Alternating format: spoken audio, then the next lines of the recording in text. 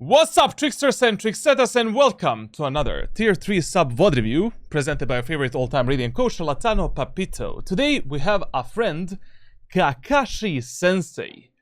Tier 3 sub VOD review, Raise Lotus Silver 1. I know it's a bit of, low elo and stuff like that, but we can learn from every VOD review and, the more we know, it's better for all of us. He wrote quite a lot of stuff here, so we need to go through all of this.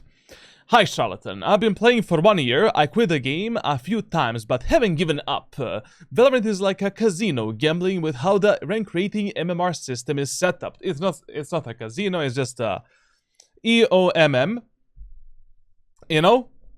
That's how the matchmaking is optimized, and basically every game works like that. Literally every video game. So you just need to make sure that 60% of rounds, matches, and gunfights that are within your control, you actually control, and that you actually clutch them, win them, etc, etc. I'm playing regularly again, but committed myself to 100% solo queue this time. Not a masochist. Listen, when you're low elo, medium elo, I would highly recommend you to I don't know, play with your friends, have fun. Have fun, literally, once you reach Immortal 1, in almost every region, the fun doesn't exist anymore. Players are way too serious about ranked because there is nothing to do in this game. So as long as you can play with your friends, fuck it, do it, even if you're getting boosted, it doesn't matter, to be honest, because the game, there's no content, Once you reach Immortal 1, it's just dry as fuck. Before I played Duo 3 or 5 but the people I played with wanted to spam tilt Q. Don't play with these type of players. I mean, that's obviously not a good idea. Which which pressured me into playing when I wasn't performing well. No. Very good, actually. This approach much better. In solo queue, I have the most control awareness of how well I'm playing on a specific day and can implement consistent strategies. Listen, generally speaking, when you reach Immortal solo queue, and when you reach it in a 5-stack duo queue, trio queue, etc, etc, it is a completely different story. Up to Immortal 1, you really want to develop yourself as a solo individual player. You want to be adaptive, you want to develop all of the skill sets that are necessary for you to solo carry, essentially. But also, as I said, the problem of Valorant is, once you reach Immortal 1, that's where the fun stops, essentially. No matter how much you want that radiant icon, it just the game is shit, basically. And that's it. I work full-time and cannot always play multiple matches a day. I'm okay with my progress being slower as long as it is consistent. I try for the 3 match per day minimum when I can. I mean, if you really want to keep up with those kids and those unemployment final bosses, Valorant is a very grindy game, and you really need to play 2 or 3 games per day minimum, on a daily basis, if you want to be consistent and if you want to, see some improvements and progress. Otherwise, good luck. I'd much rather play 1 to 2 quality matches and win them than play 3 and lose 2 out of 3 of them. I mean, that's what I always say to the players that I coach, quality is always more important than quantity. Yes, you want to focus yourself on playing 2 to 3 games per day, but one thing that you really want to avoid, yesterday I was doing a tracker review for one guy. The guy played 350 matches in 1 act. It's fucking retarded. Spamming the queues when you're not ready to, when you're not feeling like you want to carry or play the game. You should only play Valorant when you're 100% ready to carry, where you're 100% ready to withstand every single bullshit that this game and this community can throw onto you. And that's it.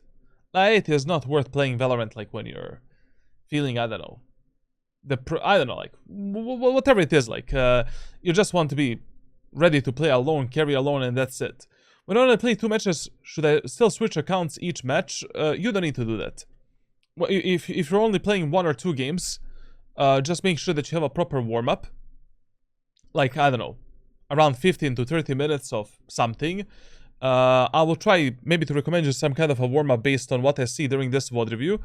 But if you have only like 1 or 2 games, that's it. Just play it on 1 account. It's totally fine. I've been Hearthstone Bronze 3, Silver 1 for too long. I feel like I should be at least Gold, Platinum, Diamond by now with my playtime. We'll see what's the problem. I waste a lot of time switching agents, filling in deathmatch TDM. But listen, like, you know, when it comes to how much you should aim train, you know, how much you should work on your mechanical skill, like, every single player should have at least like 15 to 30 minutes of some kind of a mechanical warm-up or training every single day. Now, it will also be good for every single player to have around like an hour of aim training once in 3 days that focuses on your raw mechanical problems. But doing more than that is worth it. You know, you can do it every day. But doing, I don't know, like, you know, I see a lot of the players, like, they do, like, 3 hours of deathmatch, 3 hours of aim training, rather, like, 80% of your gameplay up to Immortal 3. Like, 80% of the rounds and matches that you win up to Immortal 3, you can win without mechanical skill. Like, without you hitting headshots with Guardian, Sheriff, Vandal, and Phantom. It is much more important, up to Immortal 3, that you develop every other skill set. Game knowledge, decision making, utility usage, proper positioning, proper ranked team play, and the list goes on. Only after Immortal 3, mechanical skill in Valorant starts to matter a lot. And then, like, after you reach Immortal 3, like, if you polished out every other skill set, then you can simply spend ginormous amount of time simply aim training, and that's it. If everything else is good for you, obviously. Now, why are you stuck? We're gonna see, like, in the tracker, and we're gonna see in your gameplay as well. And when it comes to feeling, like, listen, when you're in low elo and medium elo, like, you never want to feel. Like, in ranked solo queue, team compositions very rarely matter. Like, very, very rarely you will play a match where you will lose or win because of a team composition. Like, because of a good or bad team composition. Better team will always win, essentially. So just make sure that you're playing your main characters. Make sure that you have main, like, you know, up to Immortal 3, every single player should have at least 2 agents, which he completely masters, and 2 more agents with which you can fill, flex, or do some other shit, essentially. Can you explain how the MMR rank rating system works? I'm confused when I match MVP, gain 40 rank rating, and then instantly lose 30 rank rating in the next match. Every loss is brutal, even if I tried my absolute best. I've explained this concept enormous amount of times, but how does the... what exactly you want me to explain? Like, first of all, you know, how does the Valorant decide to you how many rank rating points you should get or lose? It is mainly decided based on what type of enemies you played against, how many rounds you lost or won, what is the MMR difference between 2 teams, and then lastly, what was your performance against individual enemies, and then lastly, like, what was your KD and were you a team MVP, match MVP? So basically, the number one most important thing for Valorant is, number one, obviously, that you win a match. Number 2, what is the rank rating difference between the players? Like, very rarely you will have a fully balanced match in Valorant. Like,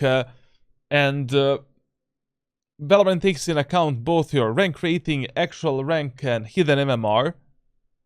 when they're giving you or taking away from you the rank rating points.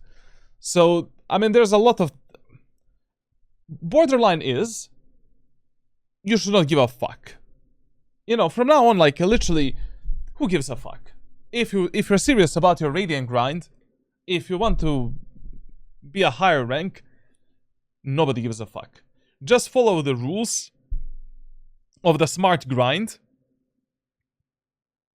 that you have on my, you know, on my Discord server, and that also, like, I've explained an enormous amount of times. And that's it. You should not be one, like, if you lose a match because it was a team diff, fuck it. Just go next. You know, like, basically, the result of the match should never impact your performance in the next match. You should never be tilted. You should never even think who you're playing with and against. Just queue in, try your best. You lose, no problem. Let's see how we can maybe win the matches in the future, how we can improve ourselves. You win, amazing. Like, maybe we can fix something in the future games. That's it. You move forward. Like, you should not give a fuck about these topics such as rank rating, MMR. Like, fuck all of that shit, literally. Like, you're just thinking about something that you cannot change. You know? Why are you thinking about it? Fuck it. Focus on yourself, king. You know, like, focus on your self-improvement, on grind, on the gym, on health, like, and that's it, if you're serious about this. I record every match VOD review often. My biggest problems are lack of awareness, delayed reactions, decisions, bad feeling for timings, adaptiveness, and my mechanical skills don't match my DMs in real matches. I have a bad habit of committing to a crouch or lowering my crosshair to body level to win crucial or unexpected gunfights. That's quite a list of problems. You know, like, we will need to focus and isolate these problems a bit more. Basically, I have some trainings that focus on everything at once, but usually a bit better approach is to focus on specific stuff, you know, for maybe 1 or 2 months, and then work on something else later. So we will see, like, we'll see in the during this VOD review, like, what you should focus on the most. And when it comes to some of these topics, we'll cover them during the VOD review. In this VOD, I could have done something better here to stay alive more and support my teammates impact the rounds. I would like guidance which 2 agents you... Okay, I would like guidance. Which 2 agents you think I should main and which 2 I should flex fill based on my lifetime tracker stats. We'll talk about it during your tracker review. I don't know if a duelist fits me, but I push myself to go outside my comfort zone for the highest carry potential. My win rate and stats with Raze, the last 2x seem to be good. My utility needs practice and efficiency. I have a cautious playstyle Raze. Only works for me since I play her like an initiator. Okay, I've tried Gecko, but don't really enjoy playing him. I'll be okay playing him only as a fill agent, but not as a main. Listen, if you don't enjoy playing something, fuck it. Don't even try it. Like, I mean, yes, there are some agents that are more beneficial for your grind and for your progress than others, but at the end of the day, it's a video game. You want to have fun, you know, like, and anyways, there's like 9, 10, 11 agents that are really good for player solo improvement in low ranks and, you know, medium elo, so you don't need only to play Gecko. I played 100 plus hours on Jett, but I don't think she consistently works for me to carry matches based on my stats and playstyle. I struggle a lot with timing her dash, other abilities, and when I should make aggressive plays instead of being a passive potato too often, valuing my life in the rounds. I'm thinking of swapping to Waylay instead, since she's more forgiving. That's the you know, players for which, you know, if you're a player that mained Jett, and the Jett didn't really work for you that well, Waylay might be an answer. Because, as you said, like, Waylay is more forgiving because of the teleport. So, I don't know, you can give Waylay a try. I mean, first I would like to see your VOD review and see the gameplay as well, to give you some opinion. But sure, I mean, like, if you played Jett for 100 hours, maybe Waylay can be a solution for you. Also, another thing is when it comes to timing, it's like the only way to develop that is by developing your adaptiveness. Essentially, your game knowledge, map awareness, and understanding of like win conditions. And it is really hard for a player to do that on your own, essentially, without the help of a coach or someone else. So I don't know, in this low elo, currently I think the Raze is the best to solo carry these matches. Like, she still has like 2 satchels, tons of movement, tons of like adaptiveness, shit tons of damage, essentially. I mean, she's still like a powerhouse in terms of the carry compared to the Jett and Waylay and Yoru, for an example. We'll see your game. We will see your gameplay, and then we'll make a decision like what you should play. I would much rather main Omen than Duelist, but my performance stats with him have been bad in the past since I know he takes a ton of practice and experience to master. I haven't watched the ranked playbook for him yet except the bind. So far, in Act 2 he feels easier, more natural for me than before, maybe since he doesn't have as many one-way smokes now and I learned something from Raze. But you know, Raze and Omen are usually the best picks for this low elo, because it's mega easy to outplay the enemies, it's mega easy to kill them, to pressure them, and to make scenarios to work in your favor. So, and as you said, like, Omen requires tons of practice. Like, basically, in order to master Omen, you need to spend around like 200 to 300 hours with that agent. Minimum. So, we'll see. We'll see. I also really like playing Chamber, but need to learn some actual setups from the ranked playbook. Instead of 2 duelists, could I main Raze plus Omen? Or Omen plus Chamber? You know what you can do? Based on everything that you have written here, it seems that you enjoy kind of Raze and Omen to some degree. You can just play Omen and Raze as your main agents, and Chamber and Waylay as your flex / fill picks. And that's it. Like, if you're already, you know, if you have problem with timings with Jett, you can play these more forgiving agents. So, why not? I mean, as I said, we need to see your gameplay and see your tracker in order to give you an answer on these initial questions. Okay, so where we left was general mechanical and weapon questions. Okay, now general mechanical and weapon questions from our friend Kakashi. My dude just cannot stop with the questions, which is good. Like, we are all here to improve and get better. With snipers, I struggle finding what angles my reaction time allows for. Okay, let's focus on this paragraph right now. How do we test this? By fucking testing it in the game. Period. Like you just hold an angle, tight angle, in a game, and based on what you can and cannot react, you decide how tight you should hold a specific angle. You can also go in a deathmatch. In deathmatch, pick up the operator, hold some of these tight angles that I recommend you to hold, and you will get a data that will tell you, like, how tight you should hold a specific angle. You know, after a deathmatch, analyze your VOD. You're upset with tightness. Like, analyze your VOD, you know, and you will see in real time what you can and what you cannot do. I mean, you cannot tell in the actual game, without playing it and without testing it, how tight you should hold a specific angle. Like, you need to test it. Go in a deathmatch, any map, you know, you boot in a bind, pick up the operator, or, I mean, we don't have a bind right now, but, I don't know, like, you play split, for an example. Hold this tight angle right here, and, you know, test it for yourself. See what works for you. Because, you know, you definitely cannot hold angles as tight as I hold them. Or as tight as some other Radiant players hold them. But the general rule in Valorant is that you should always hold angles as tight as your reaction time allows you.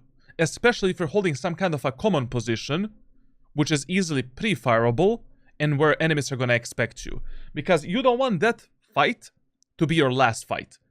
That should be a 70-30 fight for you. Like, basically, most of the initial fights that you get in Valorant should be 70-30 fights for you. Essentially, the fights where you have 30% of chances of dying and getting a kill. Or getting a kill. Like, the last fight that you fight should be a 50-50 fight.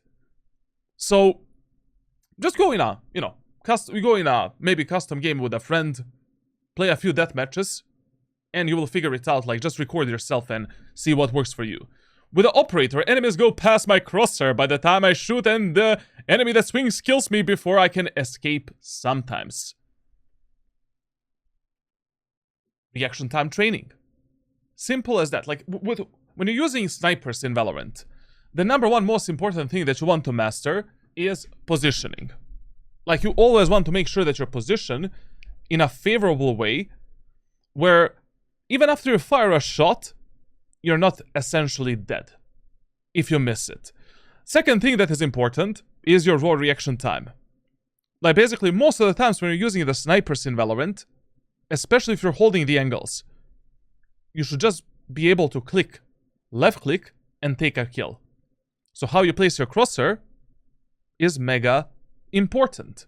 And of course, you should be training your raw reaction time, like in Kovacs, aim-labs, and that's it. Basically, Kovacs and aim-labs are the best, like, when it comes to improving your raw mechanics. You have more repetition, more training in a shorter amount of time. And it's easier to improve reaction time.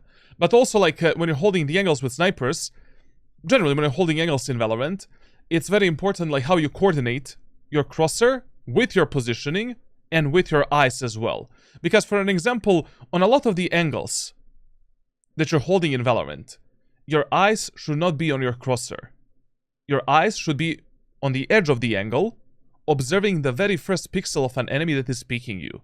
So you're just reacting on changes of colors and pixels instead of reacting on, your crosshair, essentially. I'm a body shot demon with an Outlaw and Marshal. When should I try to headshot with these guns? With Outlaw, to be honest, you don't need to go for the headshots that often. Anyways, you should mainly buy the Outlaw in the rounds where enemies don't have a heavy shield. Anti-eco rounds, anti-bonus rounds. When you notice that, 3 or more enemies have less than 3,800 credits. Chances are that these enemies don't have a heavy shield, so you should go for the body shots. Especially in the low and medium elo lobbies. With Outlaw, you don't need really to go for the headshots. I mean, if you're fighting an enemy in a 1v1 fight, you can just go for 2 quick body shots to delete that enemy. Like, there's no reason to go for a headshot, essentially. But if you're fighting multiple enemies at the same moment of time, and they might have a heavy shield, then you want to be more precise and go for the headshots. But essentially, in low and medium elo lobbies, as long as you're positioning in a smart way, where you don't need to commit to the fights that much, you can be a body shot demon. It's okay, especially with a Marshal. Like, for example, with Marshal, the hip fire accuracy is insane on that gun. I think it is something that should be nerfed. A lot of the times you can go for the jiggle picks with a hip fire and just go for enormous amount of body shots and deal like 500 damage to the enemy team. Especially in low elo lobbies where players' reaction time and mechanical skill is abysmal. I mean, abysmally bad, essentially. So, depending on which elo you play, depending how many enemies you're fighting, and depending what is the enemy's economy, depends whether or not you should go for a body shot or for a headshot. I dead zone too much! Or overcomplicate my movement in gunfights and miss the first bullet accuracy. I mean, like, there isn't such thing as dead zoning too much. I mean, it's a very useful mechanic in Valorant. We should be abusing it often. So I don't see a problem there. But the problem begins when you're not hitting your dead zones, and then you're just missing your shots. So that is the problem of your movement, of course. And we will see in this VOD, if you have these problems and how we can fix them. In Counter-Strike 2, my aim feels much sharper since there is movement momentum plus counter-strafing. I mean, in Valorant, if you're a CS2 player, and a really good CS2 player, and you are counter-strafing in CS2, you can try counter-strafing in Valorant as well. It's fine. I mean, counter-strafing is not that beneficial in Valorant, and a player that doesn't know how to use this mechanic, you don't need to learn it. But if you're already used to this mechanic, you can use it in Valorant as well. It's also going to be easier for you to hit that dead zone timing as well, because as you're pressing the opposite key to counter your movement, you're instantly pressing your left click and taking a shot. So counter-strafing kind of makes dead zoning easier, but it is not a necessity. You know, for a lot of players, dead zoning is easier to learn, and counter-strafing is just a unnecessary complication that you don't need to focus on that much. In Valorant, it is much more important to develop a feeling for dead zone mechanic, for proper positioning, for proper movement during a fight, and for the feeling of the gun, and developing a feeling for the gunplay, recoil control, and stuff like that. And of course, raw mechanics such as reaction time and micro corrections are very important in this game. But counter-strafing, I mean, whatever.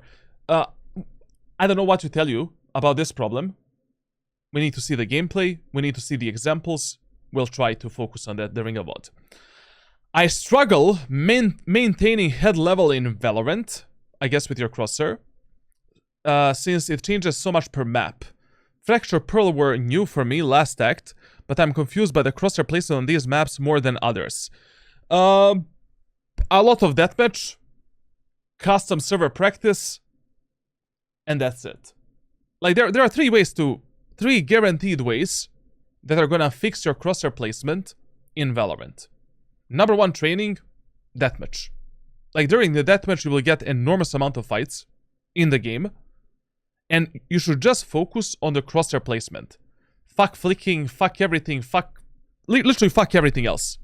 If your Crosshair placement is the problem, just look at your Crosshair and try to remember and recognize the patterns where your Crosshair should be on every single angle and during every fight. Second practice. Everything in Valorant, every box, every a brick on the wall, everything in Valorant should have some kind of a meaning for you. One of the best ways to develop a proper Crosshair placement is memorizing where your Crosshair should be on the most common angles where you're fighting in Valorant. Because everything should have some kind of a meaning when you're fighting the enemies. That is one way how I've completely polished my Crosshair placement in Valorant.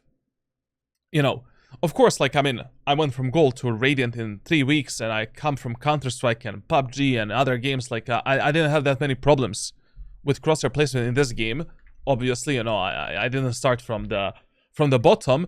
But what I was doing early on in the days, when I was starting to play Valorant, I was doing something like this. Okay, when I'm peeking the enemies in A long here, from this wall, right here, what type of element on the wall can help me with a better Crosshair placement to have easier time dead zoning the enemies or just pre-firing them? If I'm peeking the enemies here, I would take this brick as the top of my Crosshair, essentially. And this brick right here just tells me exactly how high or how low my Crosshair should be for this specific fight. Obviously, developing these lineups for every angle is stupid, but it is a really good and useful tool early on to recognize how high or how low your Crosshair should be at that moment of time. Now, second thing, boxes and elements in the game are built based on the player's model. This box, same height as players. So, for an example, if you want to fight an enemy that is behind these boxes, you know that your crosshair should never be lower than this line right here.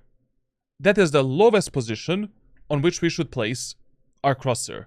So it should be either here or here, essentially, depending how far away the enemies are peeking us from this boxy box, essentially.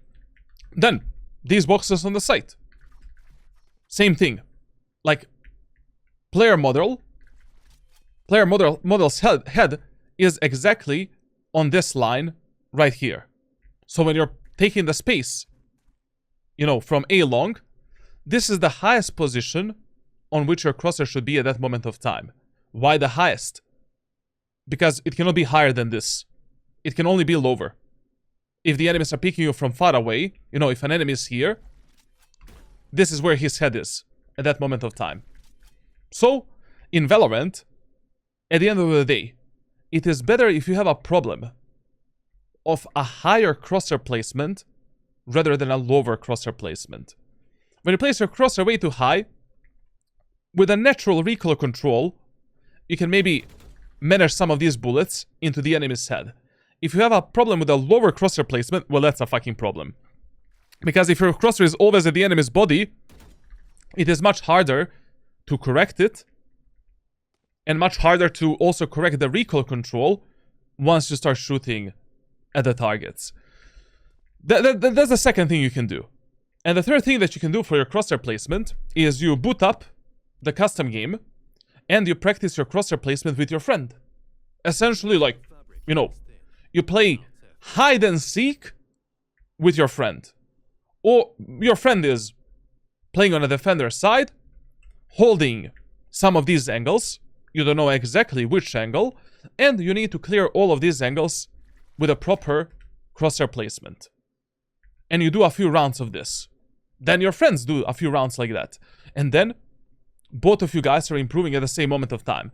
Another thing that you can do is use the Yoru clone alone to practice the crosshair placement. You know, use the Yoru clone. Aha. So that is where my crosshair should be approximately if an enemy is at the A long, for an example. Or, for an example, you think an enemy is right here, holding this angle, and you want to peek him from the garden. Aha, so my crosshair should be on that level when I'm peeking the window, for an example. Or, another example, what if an enemy is peeking me from the backside? Right here. So, essentially, we activate a clone. Aha, so based on this outline that I just saw, my crosshair should always be here when an enemy is peeking me from the backside. Very good tool, and a very useful tool to practice the crosshair placement. And, you know, first you can start with some of these common angles, common peaks, you know, like, such as enemies that are peeking you maybe here, you know, like you're holding the enemies from the plateau area right here. Activate a clone. Aha, so my crosshair should approximately be there when I'm holding this angle. Memorize it, record it, practice it the next time you end up on Haven or in a deathmatch, stuff like that. Then you can start, you know, after you polish out your crosshair placement on all of these common and off angles, you can start with some more uncommon situations, like, you know, an enemy playing here, for an example. Put the clone towards the wall, so when I'm peeking that enemy, this is how I should peek him, with this level of a crosshair placement. And over the time, you know, as you practice these three trainings, you will develop a better crosshair placement. And this is the fastest way to get a good crosshair placement in Valorant. With these three like trainings. The fourth thing that you can do is like Aimlabs has some really good crosshair placement trainings that are actually solid. They're not the best, but they're useful. If you have an Aimlabs Plus subscription, I think like you can unlock some of these scenarios, and they're identical to Valorant. and they can help you to some level with a crosshair placement in the actual game. And that's it, when it comes to the crosshair placement topic. Now, my setup is good. Decent PC, 300 Hz refresh rate monitor, GPX Superlight, rapid trigger keyboard, and Ethernet cable. My ping is consistent and low. 13 to 28 milliseconds across my server. That's real, brother. If I had a 13 ping, man, in Valorant, like, that is one thing with which I would be so fucking happy, man. If I can live in a Valorant server, man. 5 to 6 ping is like cheating in this game, man. Like people that are living in Frankfurt, I mean, I don't know, man, like, it's such an advantage in this game. Such an advantage. When I miss op shots, but by the way, you know, there is no, you know, your setup is definitely not keeping you back, holding you back from progressing and ranking up, so we don't have a cope mechanism there. You know, like, we cannot really cope. The only thing I would recommend you is to properly optimize your PC and everything. First of all, right now you can watch my settings guide on YouTube when it comes to Valorant settings and sensitivity and stuff like that. And I think during the March, I will release the full optimization guide for Valorant. Obviously, I didn't make that guide. I'm not really a PC expert. I made it in collaboration with a guy that is optimizing computers for major events in Counter-Strike and Valorant. So the guy knows the guy is amazing. Like, he was optimizing my PC for the last 3 years. The guy, you'll see it. Like, if that optimization guide doesn't help you, you just need to get a better internet and PC. There is nothing else that can help you. Now, when I miss op shots, I reposition before firing again, but still end up dying and giving a free op when overwhelmed on a bomb site. You know what is a problem here? The problem here is, like, what is your first angle that you're holding, and what is the second position that we are playing? So, I hope during this VOD review, we're gonna see, like, majority of these questions that you ask me in this VOD review, in this post, they require some examples. Like I need to see with my eyes. I cannot. I'm not Nostradamus. You know, like, I cannot give the tips based on text or some stupid stats. I need to see what the fuck is happening for you, and hopefully this VOD is a good representation of these questions. I try to avoid this by picking up a Vandal Phantom off the ground in retake or clutch scenarios, so to make it less risky, but often it's too late to win those rounds. Listen, whenever you have the op on a defender's side, and you're playing a clutch scenario or a retake, you should always switch it for the gun. The only time when you should not switch it for the Vandal or Phantom is if you're very low HP. Then you need to rely on one op shot to refrag your teammates or to take a kill. So, yeah. You know. And also, like, whenever you're 3 versus 3, 3 versus 2, 3 versus 1, 2 versus 2, 2 versus 1, 1 versus 1. Always trade the operator for a Vandal or Phantom from the ground. Or from some other weapon. It is much more like, you miss an op shot, your teammate dies, refrag potential doesn't exist. Teammate is dead, we need to reload, we need to put another bullet in the chamber. We fix that problem by having an automatic weapon. And also, another mistake that I see Jett players do, not only Jett, but people do. Players do in general in Valorant. So, most of the times, you want to combine the operator with either Shorty or a Sheriff. And players are afraid to use that secondary weapon as their main weapon in the situations where it makes more sense to use that secondary weapon. You know, I'll give you one simple example. You're playing Haven. We are on a 5v5 retake onto the A site. You're smoked off on tower with a Jett with the op. We cannot take a kill, take a shot. You have a Shorty, 2 smokes, and a dash. What I see people do is they're afraid to go out because they have the op. Fuck it, bro. Like, if your teammates are already swarming the site, that is the only thing that we can use to support our teammates, trade ourselves for the kills, and do something for our team. I mean, just camping here waiting for the smoke to disappear is stupid. Because by the time when the smoke disappears, all of your teammates are dead. Here, here, here. You're maybe left 1v3 to win the round. I'm just speaking theoretically. But if you already have any secondary weapon, especially shorty or a sheriff, go out with your allies. That is your new main weapon. Shorty, no problem. You know that one enemy is backside. Dash, smoke, try to kill that enemy. By you killing that enemy and applying that pressure onto the enemies, your teammates are relieved from their pressure, and they will have easier time swarming the site later. We'll see in your gameplay what's happening for you actually.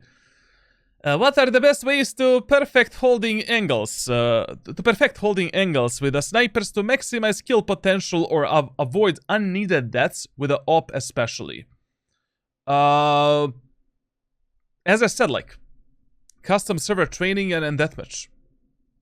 There is no other training you can use for this.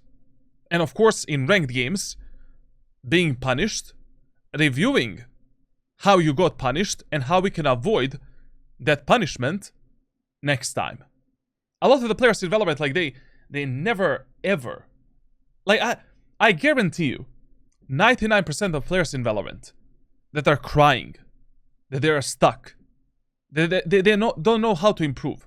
They never watch them play a single time in their life. They never did a single self-VOD review. It doesn't need to be a methodical VOD review, you know, like, obviously, you as a silver player, you don't really understand how to pick all of these things apart and maybe find some solutions, but at least see it for yourself. You know, like, some things should be natural for you to understand how to fix and why the fuck you died in a specific scenario. Like, if you see that you died 20 times by holding the same angle in the same way, I mean, probably we're not holding it right. Then what you can do as a silver player, compare yourself, how you are holding that angle and how some better players than you are holding it. You know, like you're holding maybe, I don't know, on split, the push on the ramp or through aim in. Find a VOD where a pro player or a Radiant player is holding that same angle with the operator and see how they do it. And the next time, try to apply that same technique within your gameplay. And that's it. Anyways, in my rank playbook, I've kind of discussed how you should be positioning on the map, how you should be holding every angle in the game. Like, that is the first tool that you can use to improve all of these problems that you have. Simply studying my rank playbook. That's why I made it, bro. Like, and that's why you're subbed on my Discord server. Like, in every playbook, I explain, like, how you should be pathing somewhere, taking space, holding a certain position with a specific crosshair placement. That's the first tool that you can use to improve yourself in all of these aspects that you mentioned here. And that's why I made it like so you don't need to study like your own VODs and figure it out for yourself. For the shorty, I bite often, but I failed many times, not providing enough damage to kill my enemies before I die. For an example, on B Tower in Split, I tried to close the gap with enemies of the sound cues, timing, but died to a Vandal Phantom. I equipped the shorty in small areas of the maps when entering smokes, but rarely succeed in killing enemies that way. I don't know what to tell you. Once again, I need some examples. Like with the Jett, taking the shorty kills in low elo lobbies should be piece of cake. Like literally, in silver, you pull out the shorty, you should be good for 1 kill every time. With the dash ability and smokes. There is absolutely no fucking way you don't kill somebody and you trade yourself for a kill. Examples. My damage indicators show headshot plus body shot damage. What? I don't know how to utilize speaker's advantage with a... My damage indicator show headshot plus body shot damage. My damage indicators show headshot plus body shot damage. Huh? Huh? What? What do you think about Fragpunk? Fun game that is gonna die. I think it is gonna end up same as the finals. Maybe even worse, to be honest. But it's a really fun and a really good game concept. What is this question? I don't know how to utilize speaker's advantage with a shorty. If I hold with a shorty when the enemy swings me with their speaker's advantage, they'll delete me faster.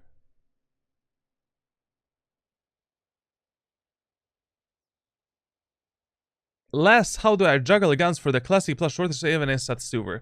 Okay, I mean after round report, when it shows how much damage you dealt, yeah, the damage indicator show body shot and headshot. Like, what's the problem there? I just don't understand it. But listen, I understand what you wanted to ask me here. So, listen, some things I cannot really reveal on my streams and publicly, but thankfully for you, I have a 2-hour long private coaching video that focuses exactly on these problems right here.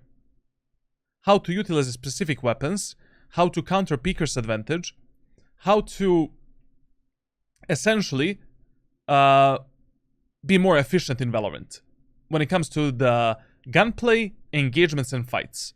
I will share with you that video after this VOD review.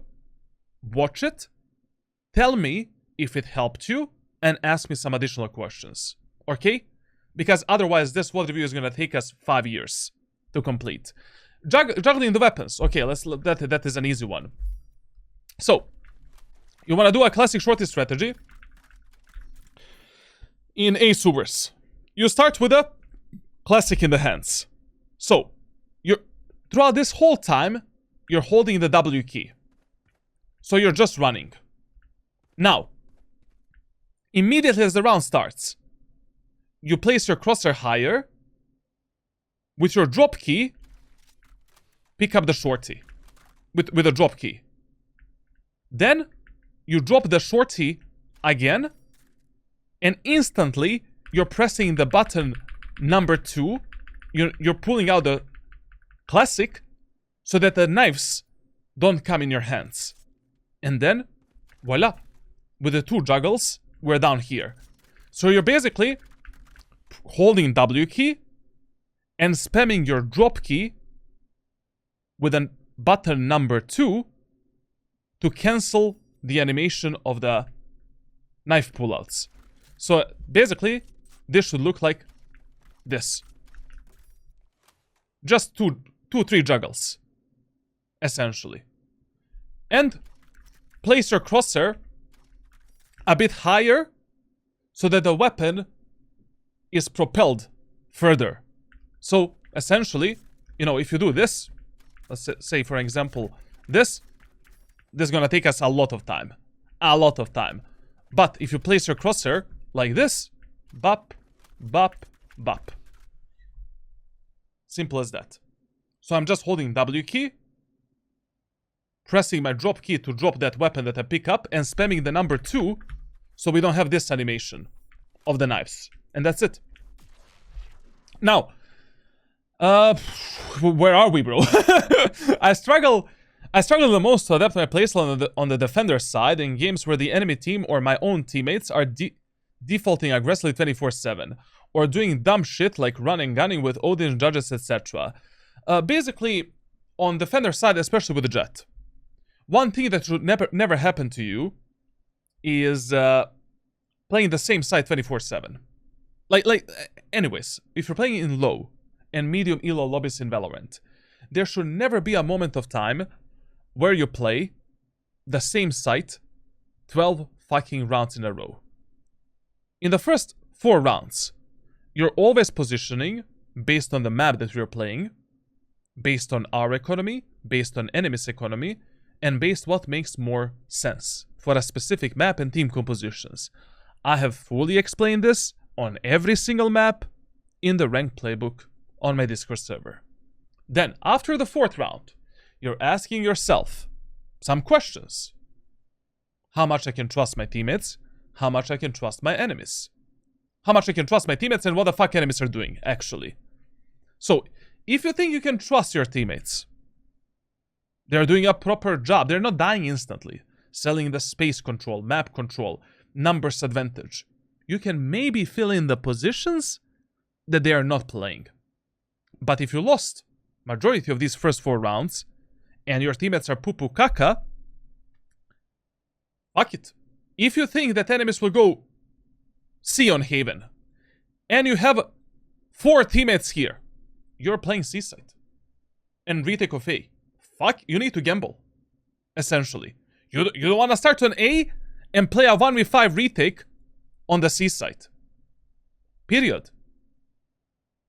Done. But also, we should be reading the enemy's pattern of pushing. What type of rules they're following. Are they following the AB pattern? Are they following the rule of fear? Are they following the economy rules? Are they following the utility, ultimate rules? Are they following the rules of 3 executes?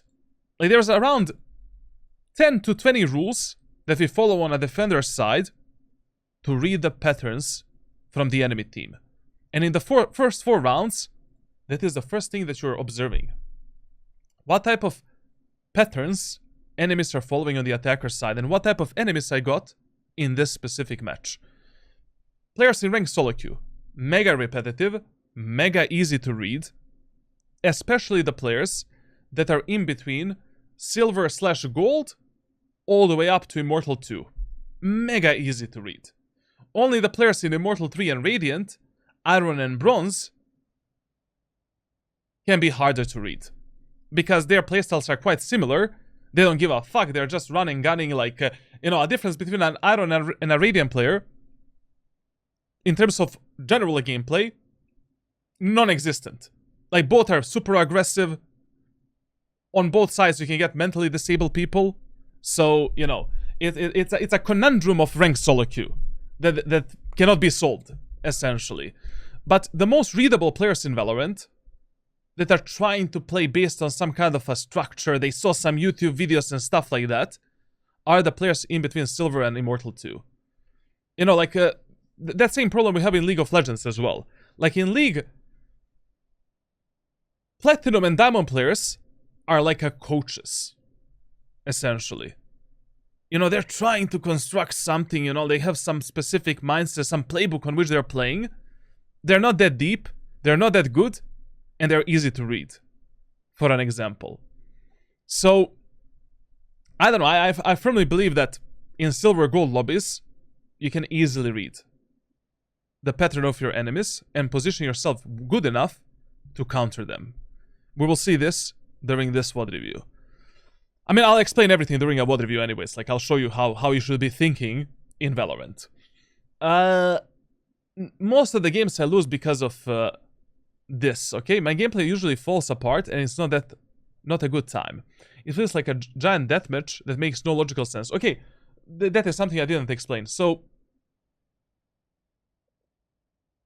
what if your teammates are pushing everything on a defender's side? They're hyper aggressive. You should try to play with a teammate which you think has the highest chances of dying at that moment of time. That's it. Like, that is the question you need to ask yourself. Where I think the first contact between my team and enemy team is gonna happen. Is it A site, mid, or C site? And you play with a teammate with which you think the first contact is gonna be made. We're using that teammate as a drone, as a baiting tool to refrag him, maybe save his life. I don't know, there's a chance that he doesn't die if you play a proper refrag game. And we don't lose one piece on the board that might put us in a numbers disadvantage. Now, I play paranoid as if enemies can always be anywhere, and I try to never trust that my teammates have properly cleared areas, but I still trust them too much sometimes. This doesn't make any sense. if this statement is true, this statement is not true. Basically, you know, the best mindset that you can have in Valorant, especially when you're playing in low elo and medium elo, is you're always paranoid that enemies can be anywhere and everywhere. Unless you cleared some angle and some position yourself, you saw it with your eyes, enemies will be there. Enemies will be there. And you should be clearing that angle as if the enemies are there. That's it. So, if you're already playing like this, how can you trust, like what? No trust. Ranked solo queue is ranked solo queue. It is called solo queue. Solo queue. So you queue solo with 4 random players against 5 random players. And unless your teammates prove to you in the earlier stages of the game that they are trustworthy, that they are doing a proper job, there's no trust in Valorant. You play a solo match. And you follow the solo ranked team play rules. It is simple as that. With that, it is much better grinding Valorant with that mindset rather than entering the game. Yeah, like right now, I got a full G2 squad with myself. My Silver Sova, he is definitely gonna put a proper arrow for the A long that is gonna scout the enemies and give me this info. That doesn't exist in solo queue, especially not in low elo lobbies. Even if your Sova gives you this arrow, doubt the quality of that arrow. Like, still clear this area of the map as if this doesn't exist. Now, my enemies are hungry for blood and sense my fear like a pack of wolves. Brother, you're not in the in Afghanistan, man. Like, you know, it's a video game, bro. Like, relax. If you die in game, you don't die in real life. I tried it multiple times. Unfortunately, it doesn't happen. So, yeah. Thank you for your help and for reading my novel here. Please feel free to answer these questions in your own time if this is too much for this VOD review. I'm open to any feedback about my stats and gameplay and definitely will fully watch and utilize your ranked playbook or any tips and practice routines and aim training drills you can share with me. P.S. YouTube's compression made my VOD look like shit after that. No problem. Listen. You wrote a lot of the things here. But for a lot of these questions that you asked, I need some kind of an in-game example. So, whenever you get a tier 3 sub VOD review from me, you get one more bonus option. You have my full 24/7 support through private messages for 7 days after this VOD review is done. After it is uploaded on YouTube. Second YouTube channel. So, during those 7 days, I would simply recommend you to share with me these examples, so I can answer on these questions a bit better. Like, whenever I needed some kind of an example during this paragraph here, send me, try to record some of these examples. And then I can give you better solutions and better ideas how to fix these problems. Because a lot of this is very vague. Like, problems can be many. From positioning to crosshair placement to repositioning, angles that you're holding, how you fight. Yeah, And anyways, like, after this VOD review, I can share with you some of my private coaching videos. And I will do that definitely. Like, you will get around 5 to 6 hours of extra coaching content that is going to help you with 80% of this stuff. So yeah, now let's see his tracker. His tracker says the following. El Traquero Review. Performance. Kakashi Sensei. Listen. First of all, we did grind Valorant in the past quite hard, but these days we're not doing that much. I would still recommend you try to play minimum 3 ranked games per day, every single day, in order to see some consistency. Tip number 2. If you have more then 120 hours to play during an act. Grind on 2 accounts simultaneously. Make a second account. How do you grind on 2 accounts? First game, second account. Second game, main account. Third game, main account. Fourth game, second account, and you just rotate them. And that's it. Now, this is a hardstack player. You know, my friend is definitely, you know, this is how a real hardstack player looks in Valorant. And we can definitely do something better. Like, this is like, you know, 600 hours spent in silver. That's too much. You know, at this point, you're just trying to brute force your way to high elo lobbies. We need to set up some kind of a system for you to follow. Some kind of a proper training and mindset that will get you out of this shit. Because without the system, without a plan, you will reach Radiant, but in 10 years from now, when you spend like 10,000 hours in the game. The whole point of when you're grinding for something in life, brother, like, you don't have that many lifetime, you know? Like, basically, some of us won't even live up to 60 years old. So you really want to reach your goals in the most efficient and the shortest way possible. Like, so, yeah. You know, I don't really recommend you getting Radiant after 10,000 hours. Like, that's kind of stupid. Now, I'm not going to take a look at this act. It's nothing. But we can take a look at the previous act. So, recently, you started performing better. You know, like, for example, these 2 acts are much better than whatever the fuck you did here. So you started moving towards the right trajectory. Positive win rate, better KD, better performance. But still not good enough, essentially. So in both of these acts, we needed a bit higher playtime to see some real results, except this one. Like, this is actually high. Can I ask you one question? How much you're winning and losing on this account? In terms of rank rating. Like, you played 106 matches in Silver 1 with a 55% win rate and these stats, and you're only Silver 1 in Act 3 of Episode 9. Can you tell me, like, what's happening with this account? Because if your account has a terrible MMR, but you improved as a player, sell that account. Well, fuck it, like, give it to your friend, like, I don't know, like, throw it to the guy, use it as a secondary account, alt account. It is not fucking worth it playing on that account anymore. Unless you want to suffer and you want to reach higher lobbies in the harder way. Like, dude, this is stupid, man. Like, look at your performance, bro.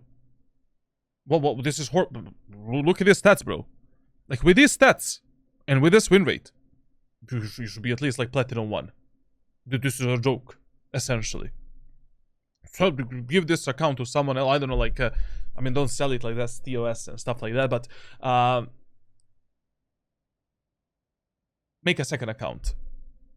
I guarantee you that with this if with this performance on a new account, your minimum gold 3, platinum 1, I don't know, like, this is stupid. I mean, when it comes to these stats that you have, like, all of this is good. All of this is optimal. Like, with these stats, you should be able to be, like, minimum gold 3. Gold 2, gold 3, platinum 1. The only problem for you is, like, your general mechanical stats. You know, headshot percentage is really, like, interesting. You know?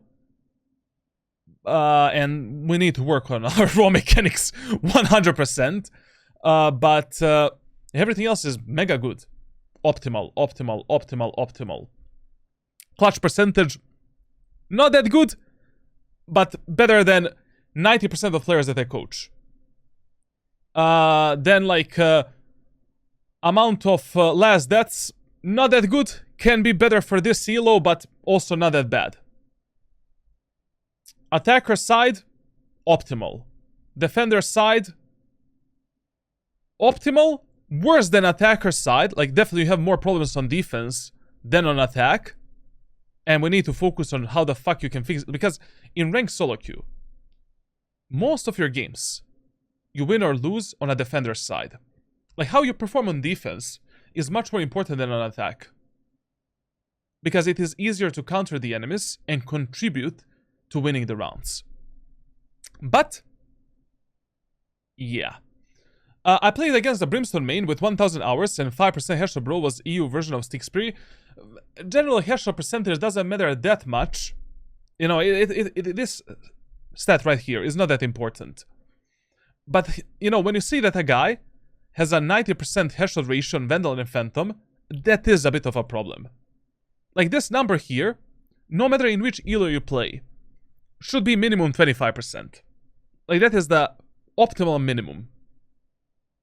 Anything above that doesn't matter that much. Everything below that, well, it is not that good. Probably. You know, probably we have a problem, essentially. Also, by the way, you kind of seem to perform a bit better with the Phantom compared to the Vandal. So maybe you should stick to the Phantom. Anyways, Phantom got buffed a bit. So maybe the Phantomization is a bit better main weapon for you. But this is criminal, man. Like, I don't know. Like, oh, this is nice. What should the ratio of the last deaths in games be again? If you're between Iron 1 and Ascendant 1, it should be 4-1. Like, every match, at least 4 times, you should be last alive to control the outcome of the round. Like, in these low elo lobbies, you need to play a bit more, like, I call it smart gameplay. Essentially, you don't know who the fuck you're playing with.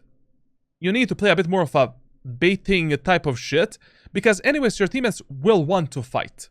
You know, a lot of the times, low elo players will mindlessly peek everything. They're your drones that are scouting for you, and that you're using to close out the rounds. That is how you should behave towards your teammates in those lower elo lobbies. Then above, from Ascendant 1 to Immortal 2, it's like 3-1.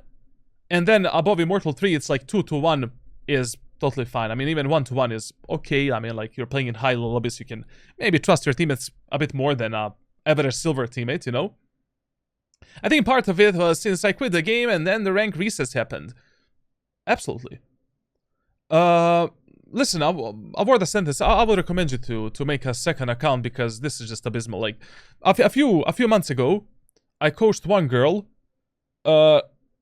She had the same problem as you. Like, when she started Valorant, she was Iron, and she put her account in such a terrible state. Like, she was getting, like, -30 for a loss, and only +15 for a win, even if she is a team match MVP. She made a new account, we completed 1 month coaching program, she went from silver to, like, Diamond 3 in 2 months. Because she was already good enough to be at least platinum. Plus the coaching boost, like, you know, it doesn't, like, fuck the skins, fuck the guns, fuck you know, fuck the account that you have. Like, your goal is to reach Radiant. Like, if I had this type of an account, for example, if my main account starts getting, like, -30 for a loss and +15 for a win, I'm immediately changing it. Instantly. I don't give a fuck. I'm going on my second Radiant account and that's it. Like, I don't want to do that, essentially. But, Reisma, welcome brother, or sister, I don't know. But, over the time, as you're becoming you know, as you're grinding ranked. So basically, like, you know, you go from, let's say, a silver peak rank to, let's say, platinum peak rank. Your MMR is gonna equalize, naturally. And you will naturally start, you know, winning more than you're losing. I mean, losing more than you're winning, or it's gonna be equal. But after the rank reset, your MMR will once again allow you to grind further. Basically, the whole system in Valorant ranked is made with a mindset we want to keep player playing as much as possible, an average regular player, so that he spends the most amount of time in the game possible to buy the skins. That is the whole business model of Valorant. So essentially, for an average player, it is really hard to consistently reach the peak ranks every act. But doing it, or within an act, but doing it every act or every episode, it's easy. It is doable. If you're also improving as a player and getting better, obviously. Like for an example, right now, I'm playing Unranked to Radiant series. Unranked to Radiant series. I get a new account. In the first 40 games, so I play 40 matches on an unranked account. I can easily go from unranked to Immortal 1. Easily. In less than 40, like 30 matches. 30 matches. And during these 30 games, I will be winning, like, during the first, like, 20 games, I will be winning, like, plus 25, plus 30, plus 40, you know? And very fast, I will get to Ascendant. But once I get to Ascendant, this is gonna equalize a bit, you know? And then, I will start winning for the next 10 matches, you know, plus 20 or 24, 25. But I will be losing like minus 18, minus 20, stuff like that. And then when I get Immortal on a fresh new account, I will start getting plus 18, plus 19, and losing minus 18, minus 19, minus 20. Because of the equalization of my MMR. Like, Valorant will recognize that I kind of deserve to be there. Now, so, during that one act, it is easy for me as a Radiant player to go from Unranked to Immortal 3.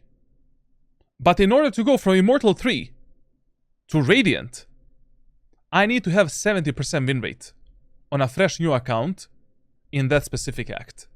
70% win rate, and I need to play minimum 100 matches in Immortal 3. Okay, maybe not 100, but around 50 or something like that, with a 70% win rate. Because when you reach, like, let's say Immortal 3 on a fresh new account, 300 rank rating, you will be losing minus 20 and winning only plus 15. This system you can also see on the account that Shanks used in Europe. He went from Silver to Immortal 3 quite easily. It was like 4 days, 5 days. As soon as he got to Immortal 3, no. You know, like, plus 15, plus 13, plus 16, minus 20, minus 30. Like, basically, for every win, he needs to win 2 or 3 games. For every lost game, he needs to win 2 or 3 games to compensate the loss. How the fuck do we get to Radiant then? Well, with a higher playtime, consistent win rate, and by playing in multiple acts. So essentially, I get the account to Immortal 3 during the Act 1, for an example. Then, in the Act 2, when I play my placement match, I'm gonna be Immortal 1, with an Immortal 3 MMR. So grinding to Immortal 3, 200, 300 rank rating is gonna be mega easy. But once I reach 200, 300 rank rating, once again, my MMR is gonna equalize. So, I will be winning plus 20 and losing minus 20 for the next few matches. You know? But once again, when you reach another peak rank, so I get the 400 rank rating or 450. Once again, you will be winning plus 15, plus 16, and losing minus 20, minus 21, and stuff like that. But once I get 550 rank rating, If I don't play on this account and I wait for the Act 3, that is the act in which is going to be the easiest for me to get Radiant in the lowest amount of games. So realistically speaking, that's why reaching Radiant is always a long run for you. Like, the system is designed in that way, and anyways, your improvement doesn't happen overnight. You know, like, it's not only the system is against you, like, you also need to perform and get better. I know. Maybe I didn't explain it in the best possible way, but the moral of this story is like, if you have an account like this, just get a new fucking account. Like, if you're already silver, gold, iron, and you have this level of performance, and you have an account that is losing minus 30 rank rating for a loss, fuck it. On a new account, you're already platinum. Diamond, maybe. I don't know. Okay, maybe not diamond, but platinum minimum. You know? And then there is no more crying. You're instantly playing with and against a bit better players, and it's easier for you to improve yourself. Period. Now. No. But I think you're the greatest coach, but this is misinformation. Okay. How?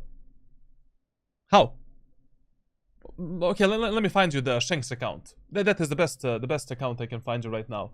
So, his account was named just a moment because I took a look at his account was named. Well, fuck me in the ass, I don't remember. It's not Stinger Abuser. Not this. Wait, let me go to Shanks Twitch.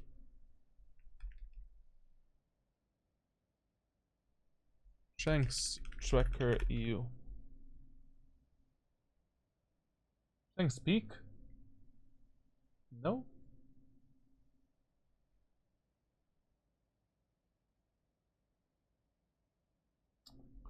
He used some kind of a... Aha, here it is. Is this his account? Ah! He exactly proved the point that I was making. Just look at this.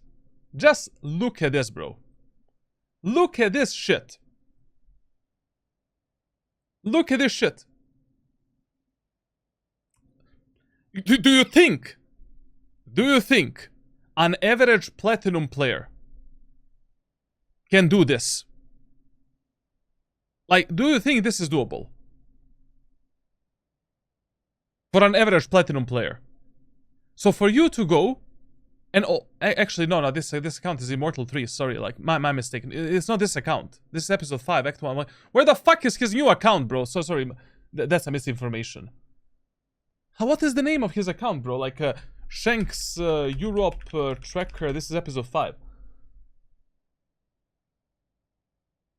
Can somebody find me that? Moment. I'm going to his stream right now.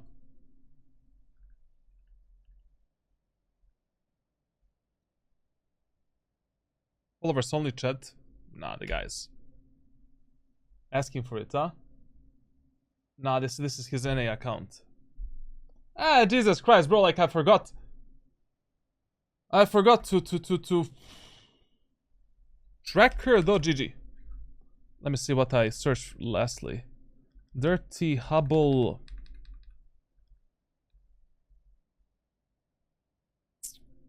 I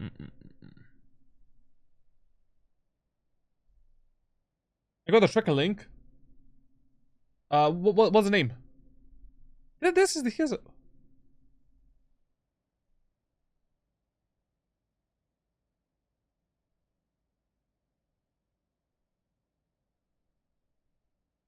They will start calling this a conspiracy. It's not a conspiracy theory. It's 08 Nikas. That is the name of the account. 05 Nikas. No, the guy's trolling me, man. That is the name of the account. Look at this. He gave up. He gave up getting Radiant.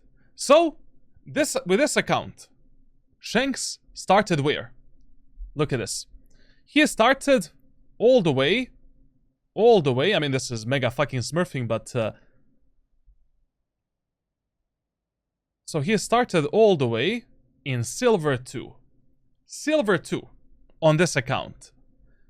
And it took him a good amount of games to get to Immortal. But as soon as he got to Immortal, brother, like, I don't know if we can actually check how much he is winning or losing for a match. On tracker, we cannot see that, right? But you can notice, look at, just notice here. So, once he hit Immortal, like, he won 1, 2, 3, 4, 5, 6 fucking games. 6 fucking games just to get to Immortal 2. Every game, match MVP. So that is, ladies and gents, on average, so in Europe it is like what, 90, right? So on average, he was winning 15 fucking rank rating. 15. He lost 1 game. Insta demotion to Immortal 1, and then he needs to win another one with a hard stomp. Then he needed like what? Like he needed like 1, 2, 3, 4, 5, 6, 7. He didn't even get Immortal 3 basically. Look at this, man. Like the guy has like 73% win rate. Every match MVP. Like, Shanks wasn't solo queue here, mostly duo and trio. But he also like solo queued a decent amount of games later, right? How many solo games? 60 solo matches, bro. Like, you know, only during 51 games, or these like 60 matches, okay, your MMR is gonna be impacted by others. But he soloed 60 matches, like, come on, man, like, with 70% win rate. There is no conspiracy here, like, brother, like, every competitive game is designed like this. What, you never reach, like, high rank in any game. League of Legends works the same way. The only system that is fair is the Faceit for CS2. Because Faceit gives you the points that are consistent. You have the option to queue in a match where you always win and lose -30 plus 30.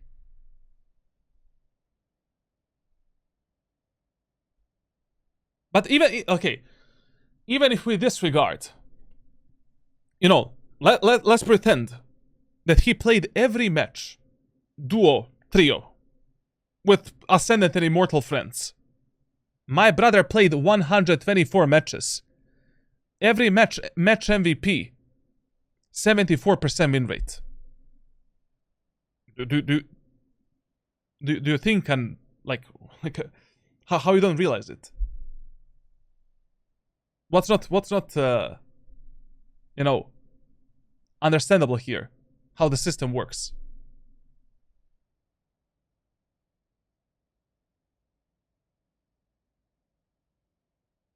Do you need a main role to help you rank up?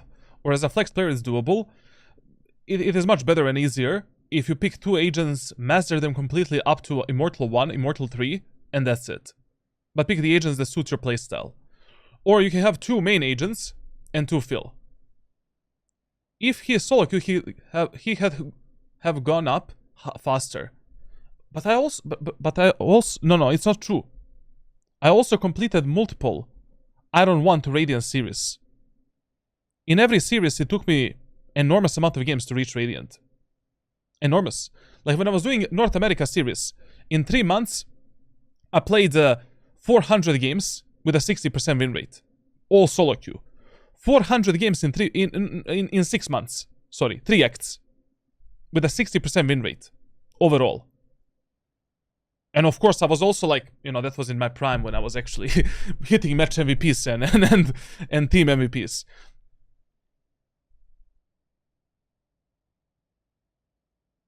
There's no conspiracy. Like that's the whole like point, and you can test it for yourself and see it for yourself. Okay, man, listen. Like when it comes to Kakashi, brother, like I told you what we should be working on. Mechanics kinda, we need to take a look there. Your weapon versatility, not really the best. We need to improve it. It needs to get better. Like you need to apply more weapons in your gameplay. Easier weapons to carry the games. Fight smart, not hard. Operator, Outlaw, Bucky, Shorty, Odin, we need to touch a bit more. It's a low elo lobby, very easy to punish the enemies with these weapons. Weapon versatility, very important, because if your mechanical skill ceiling is low, you will have a really hard time grinding through the ranks.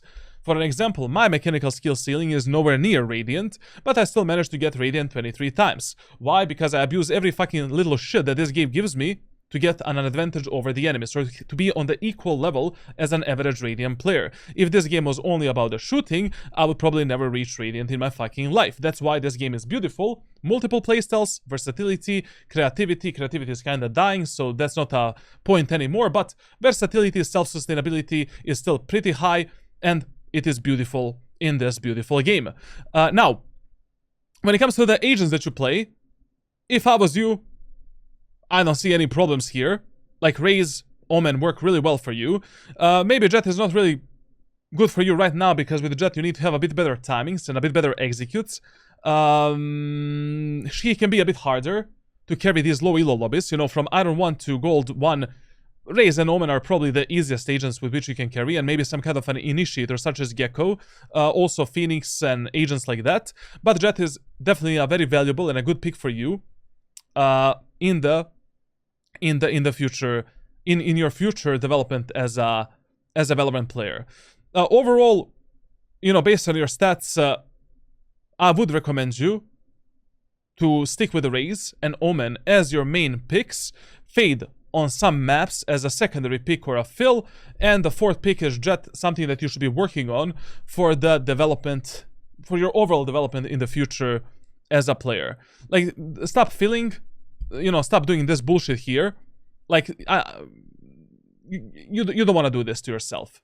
What is this? 1 game of ISO, 1 game of Teho, 1 game of Sky, Gecko, 2 games of Sage, like, up to Immortal 3. Focus on mastering 2 agents and having 2 additional alternative picks. Period. You don't need more than that. If already Raze, Jett, Fade, and Omen are suitable for your playstyle, and they are a very diversified roster of a really great agents to solo carry, you don't need anything else. Done. When these agents stop working for you, or they are not working at all, well, that's it. Like, essentially, we need to find some solutions with these characters. If these solutions are not working, done. Done. Like, drop these agents, find something else. But the problem is, like, you play so many different shit. Like, basically, right now, it really doesn't matter which agent you play, to be honest. Like, your general performance is really well, but you should definitely stick to 4 main characters to have some level of consistency in terms of your positioning, utility usage, and everything else. And what the fuck is this? Like, you know, 1 game of Killjoy, one of Gecko. Oh, let's test the Viper a bit, let's test Astra. Like, if you're serious about your improvement at Valorant, up to Immortal 3. 2 main agents, 2 more alternative filling picks. That's it. Now, Fade is not really something I would recommend you for low elo and medium elo. Maybe you should give Gecko some proper try, but if somehow Fade is working for you and you already developed some lineups for the eye and shit like that, just still a solid pick, to be honest. Like, I mean, much better than maining stupid fucking Sova in these lobbies, and you know, you're on the drone and watching your whole team die, and by the time you cancel your drone, 4 of your teammates in silver are already already depleted and already dead.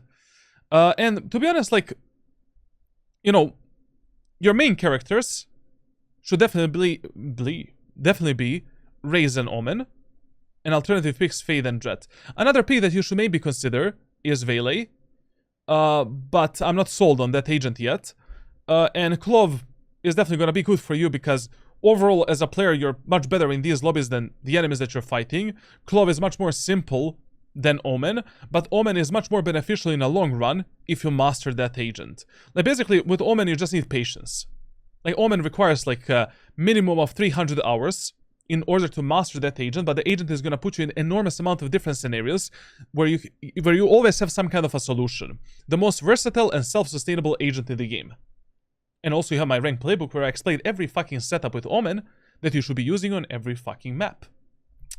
This tracker doesn't tell you that much, doesn't tell us that much about you as a player, so let's simply dive into this VOD review.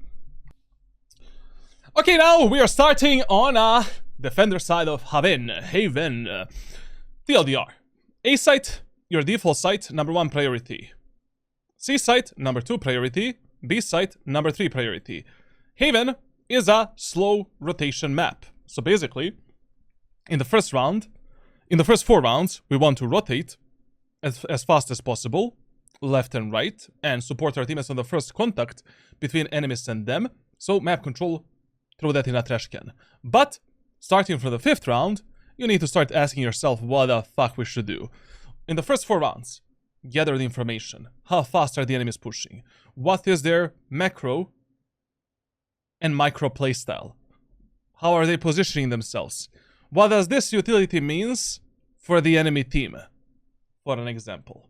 Now, the first round of Haven, you always play on A site. Second round, always in the garage. Why the second round in the garage? Because chances are above 80% that in a second round, the first contact between yours and enemy team is going to be somewhere here. You want to keep the garage control while playing fast rotations between C and B site. Now, in the first round on A site, with a Jett, you have multiple different options. Option numero uno. Buy a classic with a short TN, light shield, and jiggle your weapons down here and play the classic shorty strategy that is fully explained inside of my ranked playbook. Option number 2. You buy a ghost with a smoke or a sheriff and simply hold this angle. Try to get some initial picks. Remember that this wall is fully spammable, so if the Sova is droning or the enemies are there, you can also put a few bullets in the wall and try to damage the enemies for a bit. Then, move yourself onto the secondary angle, try to kill the enemies from the short.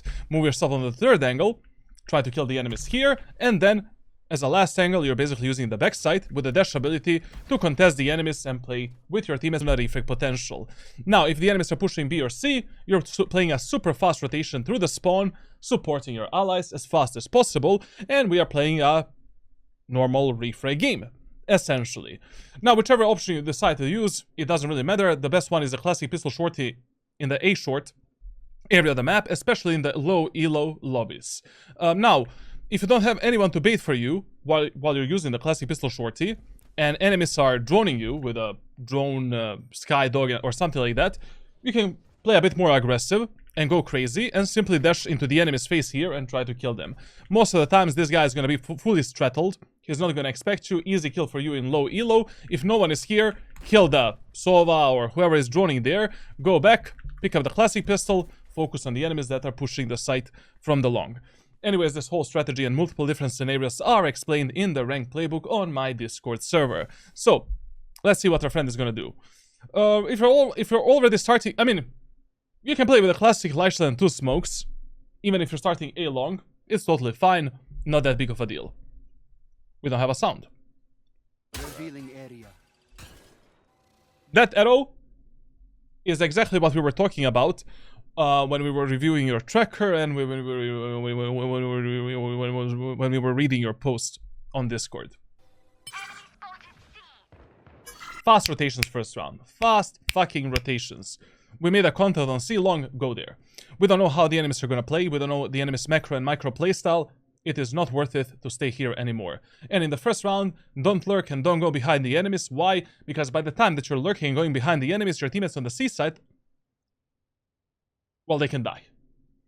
Simple as that. Your Yoru he can die. Simple as that. Your Sova, he can die. Simple as that. If Sova wants to go for the lurk and flank, let him do that.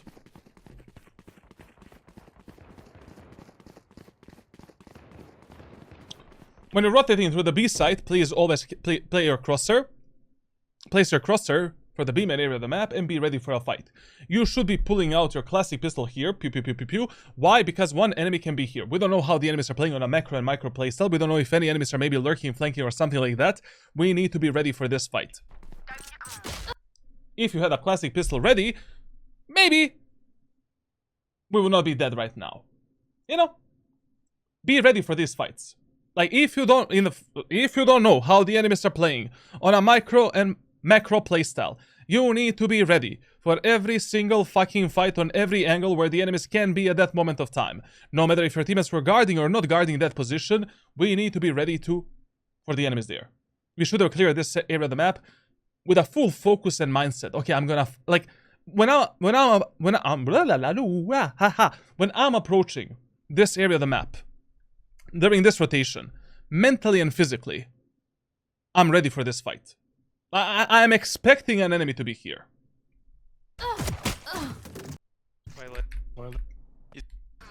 Let me see the end of the round. Just rat in there. They committed to the push, huh? Okay, a lot of good information. A lot of the good information in the first round. So, the info that we got. Enemies are playing together, except the Waylay. Waylay, we need to expect that she's going to be lurking, flanking, and doing some random shit alone. So, from now on, we should be ready for these lurks and flanks at any moment of time. Whenever we lose some part of the map control, we should be expecting the enemies to be there. Now, in the second round, no matter what happens in the first round, we always play inside of the garage in the second round. With a Jett, classic shorty strategy. You drop a shorty here, play with a classic pistol. Play with a shorty here, wait for the enemies. And buy one smoke and a shorty, without any shields or anything like that. Enemies are joining you, no problem. Smoke this, go out, play like a kamikaze, try to get a kill, go back. In the eco rounds, we should be playing like a kamikaze, trying to trade ourselves as soon as possible. Basically trying to get a kill and make numbers advantage before our teammates start dying left and right. Now, if the enemies are pushing A, C, or B, stay with a shorty if you have a smoke and a dash ability, and simply put this shorty inside of the enemy's anal cavity and trade yourself for a kill. Maybe you stay alive. I don't know, who knows. Now, if you win the first round, Judge, heavy shield, utility.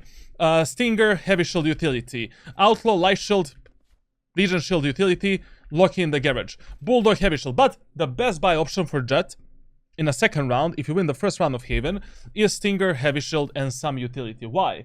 Because with the Jett on Haven, we really want to save money for the 4th and 5th round to buy the operator. Stinger is going to allow us to do that, and your job is to win the second round with the least amount of casualties possible, saving this gun for the 3rd bonus round, and in the 4th round, voila, you have an operator. So, we lost the first round, we need to play a classic pistol shorty instead of the garage. What does anti-eco mean? Anti-eco means that enemies are playing an eco round on attackers or a defender side. We are following the rules. We have 2 smokes, which is very good. You don't need to do this. What? Like, the barrier is here. Don't make so much noise. Look up in the sky. Up in the sky. Bub. Look at that classic fly in there. So now when the enemies are coming, ba-ba-boo, ba-ba-ba, ba-ba-boo, sha-ba-ba. You made so much noise. Enemies on A side heard you right now.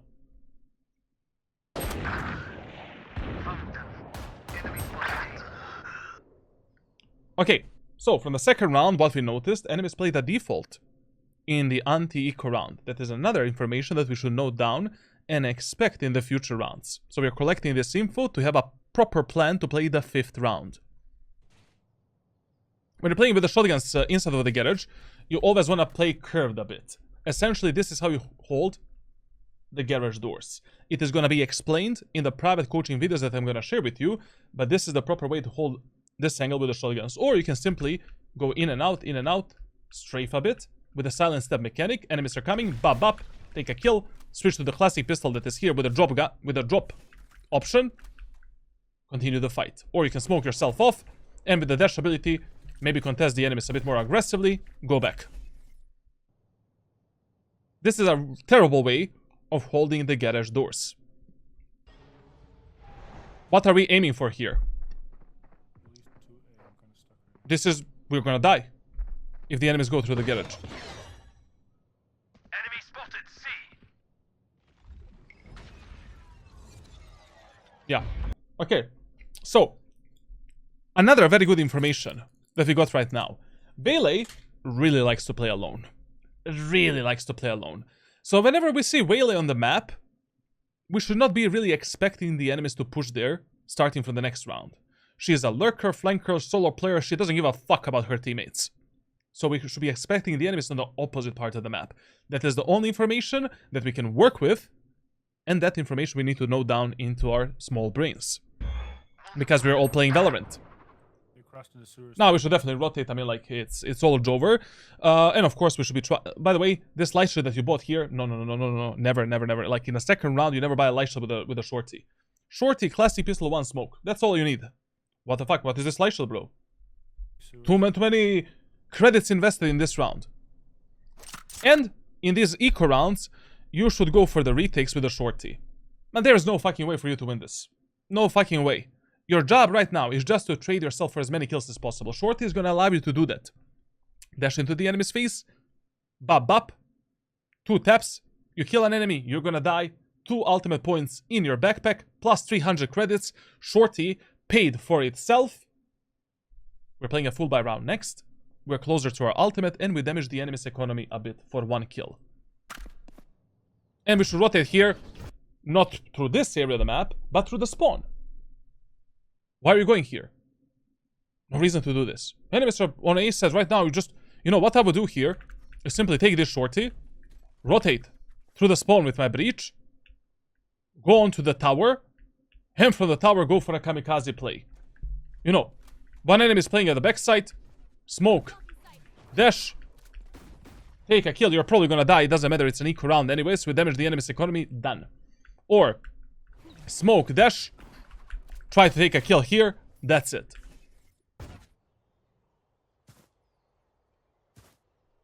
We wasted a dash ability for nothing. Last player standing.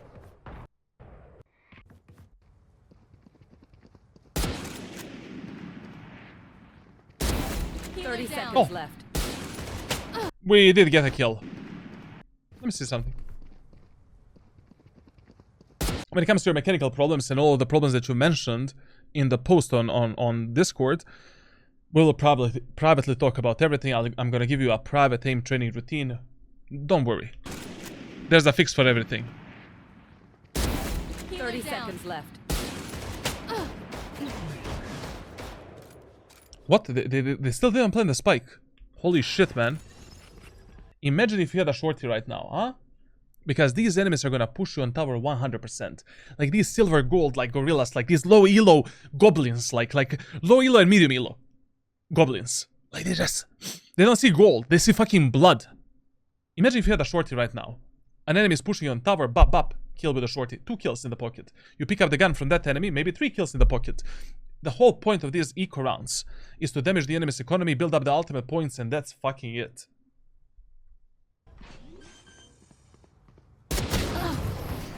Like, you didn't need to take this fight. Just wait for Waylay to come close, pull out the shorty, bop bop. She's done. Now, but Charlatan, how do I do that? Like, she has a better, better gun than me. Okay, listen to the footsteps. Jump spot. She pushes you. Smoke. Pop out. Take a kill. Now, in the first round, enemies went C. In the second round, enemies play default, but at the end they went A. What do we do in the third round? Once again, we play on the B setting garage. On Haven, whenever you have no idea where the enemies are gonna go, or the chances are higher that they're gonna end up here, always start somewhere in this area of the map and play fast rotations between A, B, and C. It's a trial and map.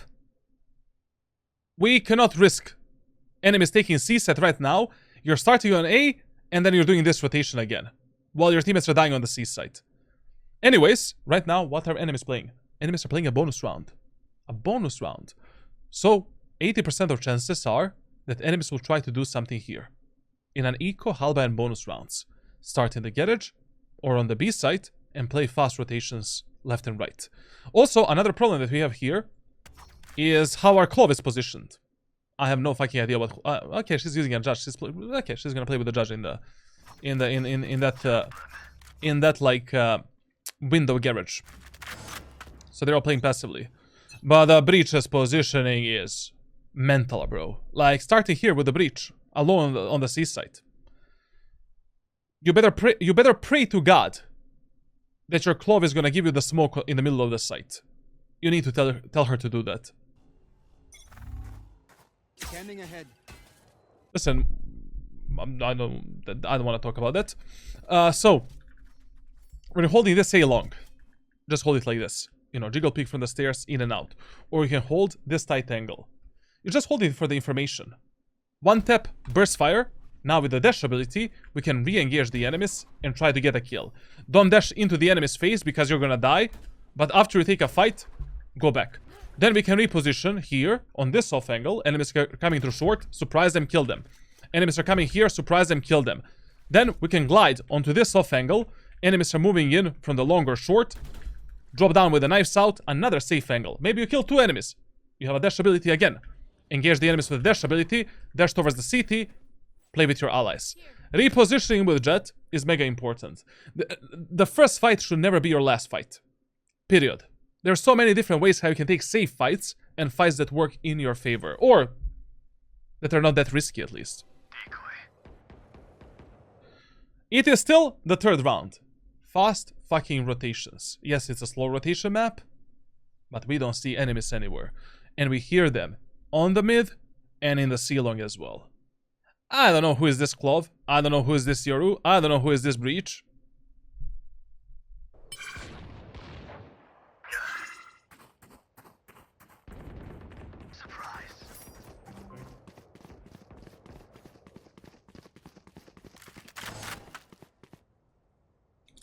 I hear them running back towards A. Go back A, Jett. Okay, listen. Here, even if your teammates hear that enemies are running back, we have 2 problems. Problem number 1, we made a numbers advantage. In an anti-bonus round. Fuck it. Play with your teammates. They are super fucking aggressive. Yoru is down mid. Clove is with their judge in the garage. Job is done. 5v4 retake, no problem. Against the bonus round enemies. Problem number 2. Vayley. She always plays alone. Like, right now, I would be expecting Vayley to be somewhere on mid or C-long. Let's kill the Vayley, and we play a 5v3 retake. Their grass. Okay, your team has dealt with that themselves. Anyways, you should have played with your teammates. They're playing way too aggressive for their own good and for this numbers advantage. Fuck it. Like, once you make this numbers advantage in Valorant, fuck the map control, fuck everything, literally, fuck everything. Focus on playing with your most aggressive teammates that have the highest chances of dying. Who is that right now? Your Yoru and your Clove. I mean, Yoru primarily. Done. That is the only info we have right now. And if the enemies, you know, take the A set and plant the spy, what the fuck are they gonna do? It's a 5v3 retake, which will be retaking that site with our eyes closed. With a numbers advantage. Plus, we can go behind them, you and Yoru, while 3 of your teammates are going in front. Perfect sandwich on a refrag potential. Muy bien, man. Muy bien. One on window.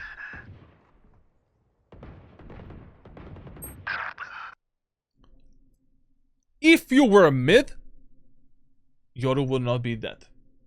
Absolutely not dead. Reyna would be dead, and we would be 5 versus 2. Just think about it. Lucky's window. 53. Also, your Sova would not be dead, and we would be 5 versus 1. They're coming towards me. If you're going for this type of flanks and lurks, don't make the footsteps if the enemies can be close. Your flank right now is exposed. We needed to move silently. And activating the dash ability here was okay, because we have no idea where's. I mean, you know where all of the enemies are. You heard the ISO shield, you heard the Jett, you heard the Reyna. You know they're mid. Why did you activate the dash ability?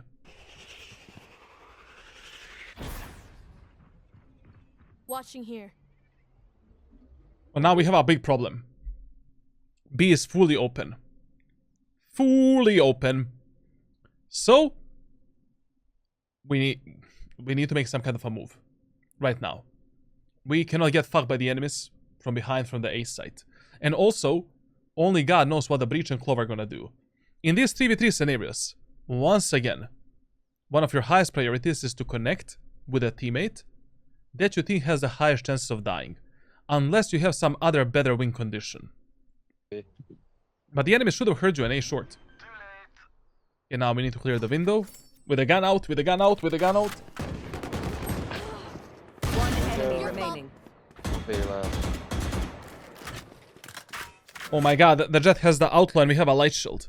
This is the economy problem that I was talking about. Why the fuck you bought a light shield in a second round with a shorty? That economy management doesn't exist. You lose the first round. Shorty smoke. Maximum. Even smoke is something that you should consider. In this third round, you want to make sure that you have a heavy shield. Blocking sight. Blocking sight. Very good repositioning. But what do we do now? We reconnect with our breach. No matter what the enemy Jett does, she is fucked. Flashes, aftershock. 2 guys running her down. Easy round. But if the breach dies, we are fucked. So right now we should be going through the garage, connecting with our breach. And once again, you don't give a fuck. Too many fucks in this VOD review, sorry guys. Where, you know, you don't care, like, where the Jett is gonna plant the spike. Very nice. Spike planted. This should have been faster. Oh, I don't know if we missed the timing. Yeah, I was very skeptical about that, because she planted the spike at the backside, and your breach was all the way here. It was really good that you anticipated that the enemy Jett can be at the backside. Very good awareness.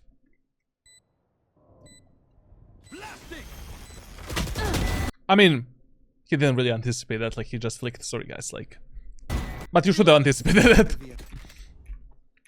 Now, this round here could have been 10 times easier, 10 times faster, 10 times more beneficial for our team. We could have won this round with zero casualties. Zero. No one needed to die in this round. Our economy right now could be blossoming. Not like America's economy, but some other country. It would be so good, man. So fucking good. You know? Now we're playing somewhat of a forced buy round. This guy has a judge. This guy has a stinger, sheriff, you know. If you just followed these basic rules to play with your allies, we would have had higher chances of winning this round. Now, let's go back to the thinking board. So the first round, enemies went C. Second round, they went A. And they played a bit of a default. Third round, they went C. But once they failed, they went B. So enemies are A, B, C, D, E, F, G enemies. You know? So what we should expect right now, default with a potential push towards the A site. Starting on A site is fine in this round. It's an okay gamble. A light regen shield instead of a heavy. What? Why did you buy a regen shield? The only situation in which a regen shield here is a good option is if you want to save more money for operator. But even then, you should buy a light shield. Even then, you should buy a light shield. Like, regen shield you only buy if you want to buy a light shield, but you have extra credits for Regent Shield. And basically, like, you're not saving money for the next round. But anyways, in this round, we should have a heavy shield. Period.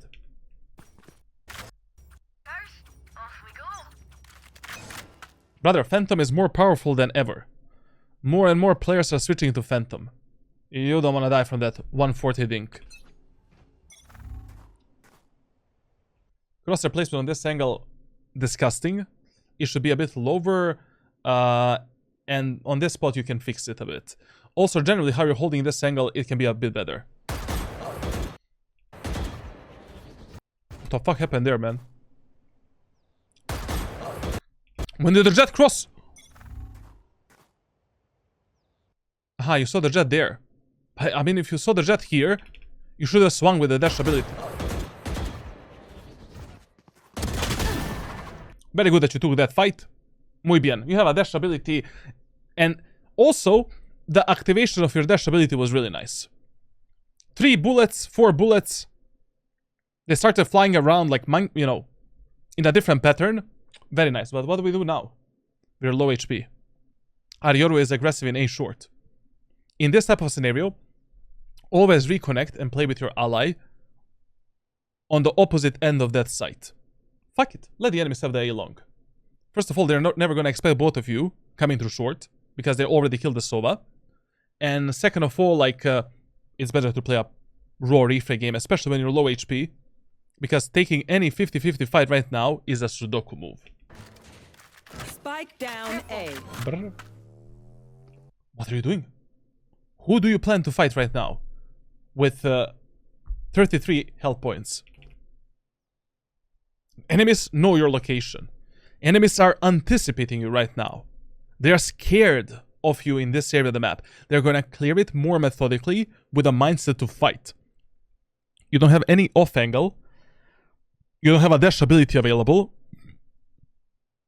What are we doing? Why are we forcing this fight?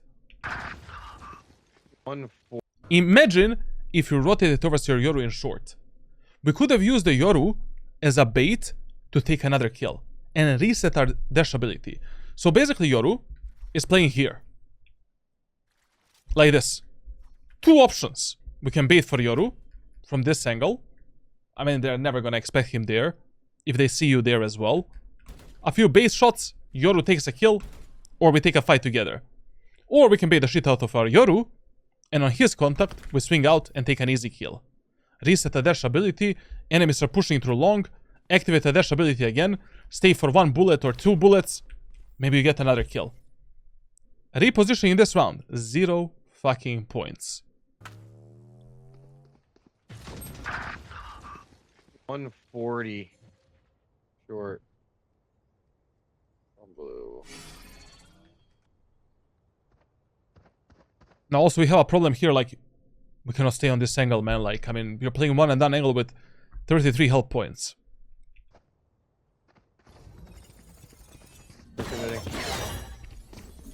Blocking sight.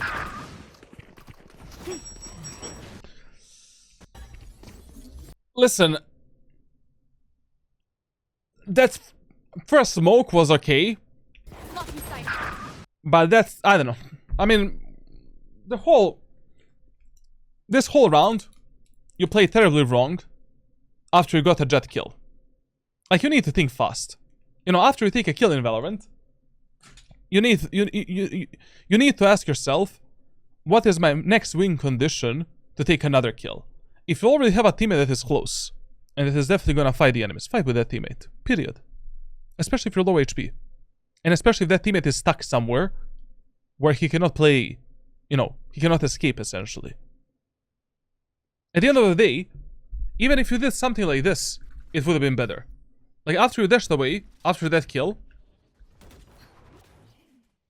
get on this off angle and wait for the enemies in long.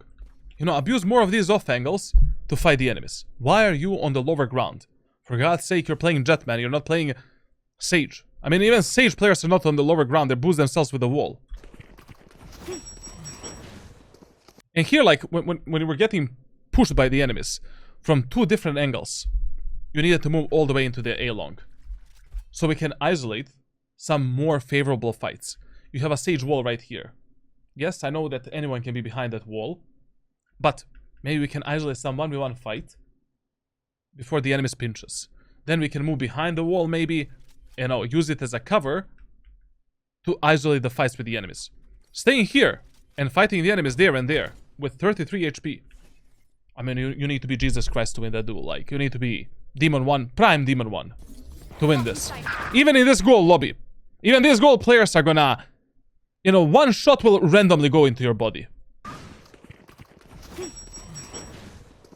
Last player standing. Shit indeed. Okay. Now listen, on Haven, you know, whenever you're one ultimate orb away from the Jett's ultimate, start in A long. You know, in that round, especially if you're playing some kind of an eco hull by round. Heavy shield, buy a short T or sheriff as a secondary weapon, pick up the orb in long, activate the ultimate, and in that round, your main weapon is the ultimate. If enemies are pushing C or B, just rotate fast with your knives, and that's the best thing that you can do. Because you have a free weapon that is really strong.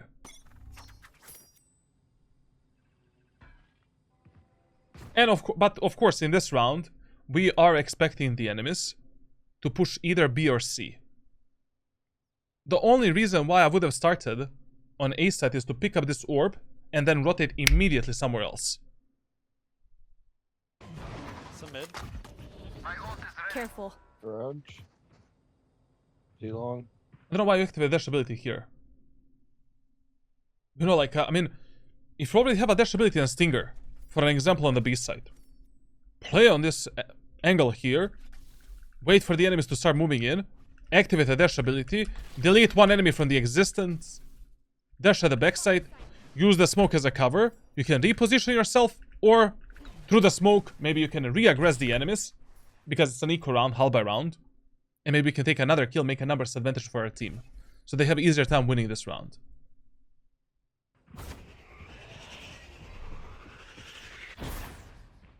Sorry guys, Careful. the lights are hurting me.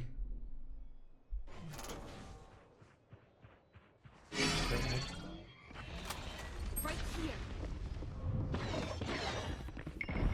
Enemy spotted. Sick. I got enemies. My ult is ready. One enemy remaining. My ult's I ready. think they're on site. Shot, that's crazy. Oh, I'm dead. Got dart in two. Like I never left. Blocking sight. Revealing area. You will not kill my ally. Brother, you're so lost. Like, are you playing on a mono sound? Like, what is this directional sound, man? Like, so first of all, Shot, that's crazy. when you ended up 3v1 here, it was totally fine for you to engage this Sage a bit more aggressively because she has the ultimate, and I would try to make something happen here. Oh, I'm dead. Like, I would try to close the gap with her, with the smokes, and kill her either with a shorty or with a stinger. But Got dart in two. Like I never. after you did a smoke, Blocking you heard the Jett, the Sage, running towards you. Then you saw this wall. She is behind the wall. This wall is giving you a perfect cover right here. Wait for her to revive someone. All of her teammates are dead. In this area, easy kills for you. You will not kill my ally. One enemy remaining. Okay. Anyone see my double headshot with the Simple Marshall? economics. That was nuts. I'm kidding. I'm terrible with money. My guys, like, should I get this skin? Oh, maybe this skin, Ronnie. Ooh, this one looks good. I'm amped. Let's go. I got things to do. Okay. Listen, if you have a regen shield from the previous round, never upgrade it for the heavy shield unless your economy is mega fucking good. Our economy is still not mega fucking good. Mega fucking good economy is like when you and majority of your teammates have above 6,000 credits. You cannot be selfish in Valorant. It is a team play game. Your economy is my economy. My economy is yours economy. You know, that's how USA kind of things. So basically, this, you know, if you have a full light shield or a full regen shield from the previous round, the next round you play with that shield. Period. Shit, that. Unless you have excessive economy. Or it's the last round, or, you know, there's only 2 or 3 rounds until the end of the match. Name is like so. Plus, you know, it would be really good to pick up that operator as soon as possible in these lobbies. Because, as you could have noticed, their utility usage is 0. They're swinging the angles, left and right. 0 flashes. 0 utility. Like, enemy Jett dashed into the garage. Nothing. She has no smoke. They don't have a smokes in this team. Brother. Operator against this team composition. Amazing, bro. Amazing. Oh. Now, enemies are fully following A, B, C, D, E, F, G pattern. They're also following the rule of fear. As long as they're following these 2 rules, you follow them as well. Where do we position right now? On the A side. Like, chances are a bit higher enemies are going to go either A or B. But always pay attention to the enemy's economy, because if the enemies are eco halber bonus, start on the B side and play fast rotation towards A.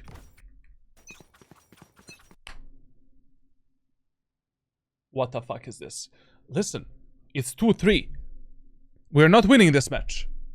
Even though you have nobody guarding the C side. I have no fucking idea what your teammates are gonna do against the ISO ultimate, Veiley ultimate, Jett ultimate, and Rain ultimate. I have no idea how good is this Yoru and Sova. They're not that trustworthy. They died alone in some 50-50 duels a lot of the times.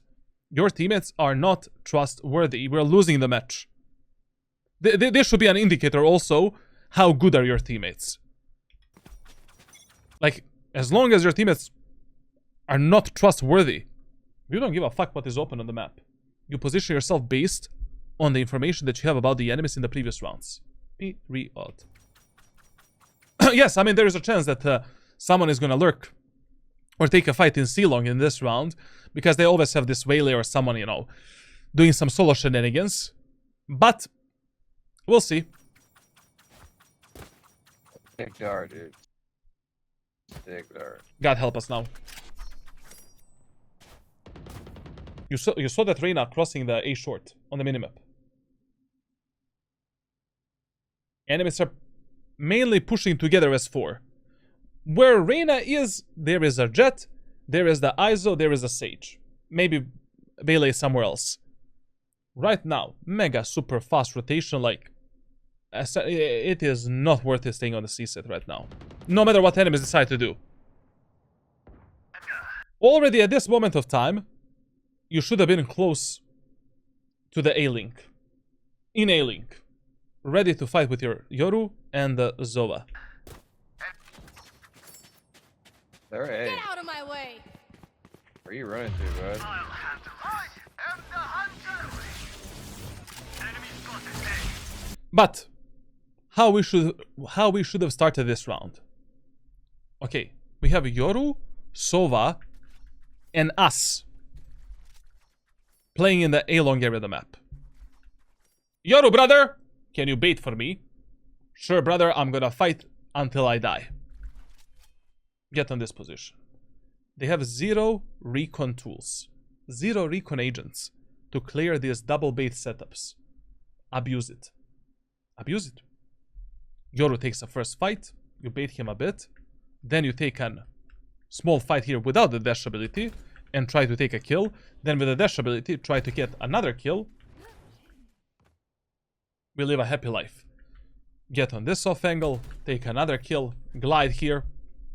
On this position, take another kill, drop down, we defend the A side. Now this is gonna be interesting, you know, very interesting. They have a Veiley ultimate, ISO alt. It's anyone's round. But that Yoru, I don't know how they didn't clear him there. Look at this, bro. Yoru is a playmaker now.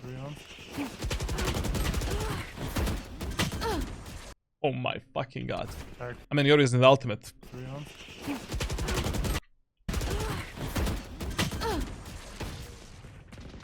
Lock inside. Spike planted. One long. Right here. Revealing area. Drop in a smoke. Okay, first of all,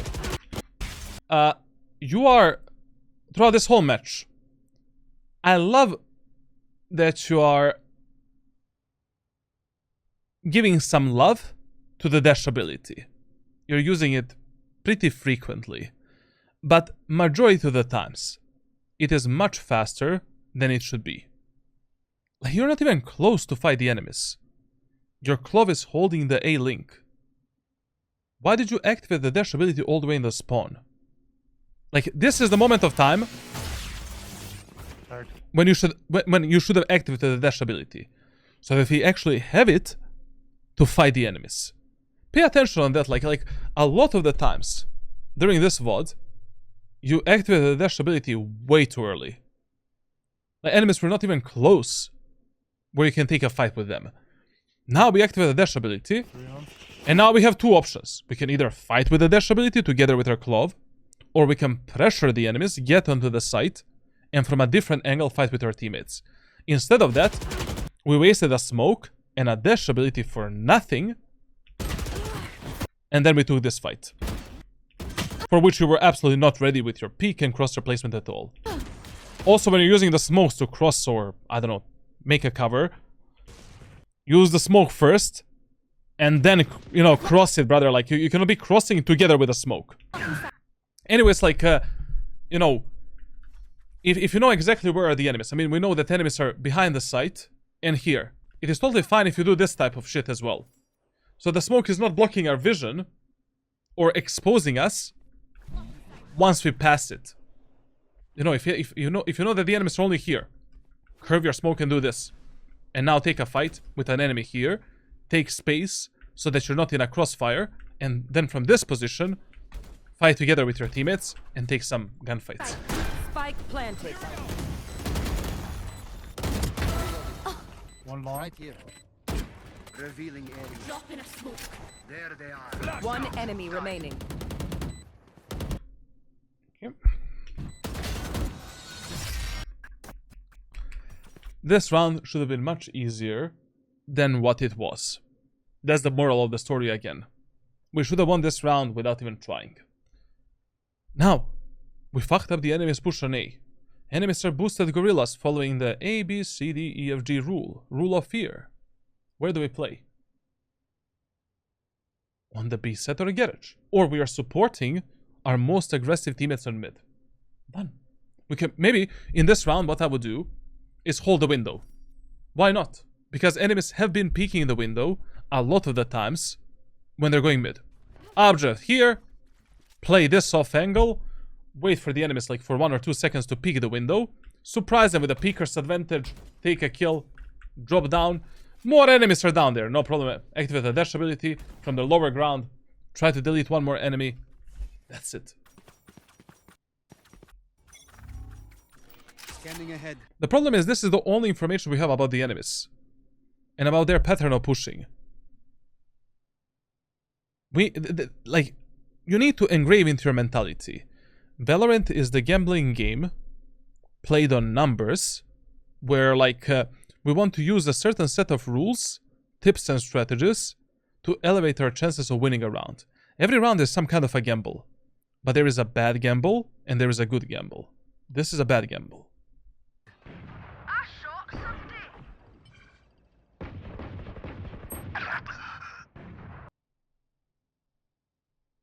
You need to work on your peaks in some of these angles, you know, like basically in a custom server, you know, try to practice basically like where your crosshair should be on these angles and how you should be peeking. Like, for example, when you're peeking the A short, you should always peek it from this side, right here, place your crosshair on this dark spot inside of the wall, and then clear this angle.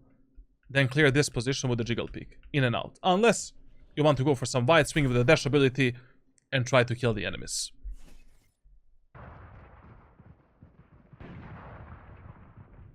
But what the fuck, if we played on the B side? We would have maybe killed somebody, our Yoru maybe wouldn't be dead, and we would have won this round. So why are we losing these rounds? Your pre-planning is horrible. Pre-rounds, starting the rounds, is what is fucked up for you on a defender side. We need to fix that. Like, in low elo and medium elo lobbies, preparation is much more important than what happens in the middle of the round or ending of the round. If you if you have a good starting positions in a good preparation phase, you will win 20% more rounds on a defender side. Minimum. Like this is horrible. They're gonna be. They're gonna be. Now this push that you're doing here is fine. Because you have Sova with yourself, so... And you know that enemies are going B. You know that enemies are mid. It's okay. Why not? But once again, we needed to clear this angle. You don't have info whether or not one enemy is here. B. Also, listen. When you're going behind the enemies, lurking and flanking, you need to have some moments of time where you stop and clear an angle with a jiggle peek. Every single angle that you can clear with a jiggle peek, do it. So, I'm shifting here. My crosshair is here, you know. I'm clear this. I clear this area of the map first with a jiggle peek like this. Then I stop here, jiggle peek. Then I move in. Here I need to peel the angles because there's no other way to clear them. I'm gonna jiggle peek this angle because maybe one guy is holding me like this. Who the fuck knows? Then I'm gonna peel these angles, stop here, jiggle in and out, silent step mechanic. Peel these angles, jiggle in and out this position. Peel these angles, jiggle in and out, and now the peeling begins with the dash ability. Spike planted. Be faster.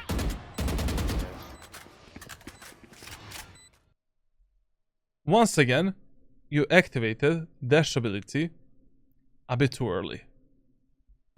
Be faster. Run! Breach is there! Breach needs your help, bro! Who the fuck is in the garage? You have clove. Breach came through there. That also tells us that your map awareness is not really the best. Thankfully, there are 10 trainings that I have for map awareness and developing, like, game sense. Let's call it like that. I'll give you one training to do for the next 2 to 3 months. If that doesn't work, we'll put you on some other training. But this is terrible.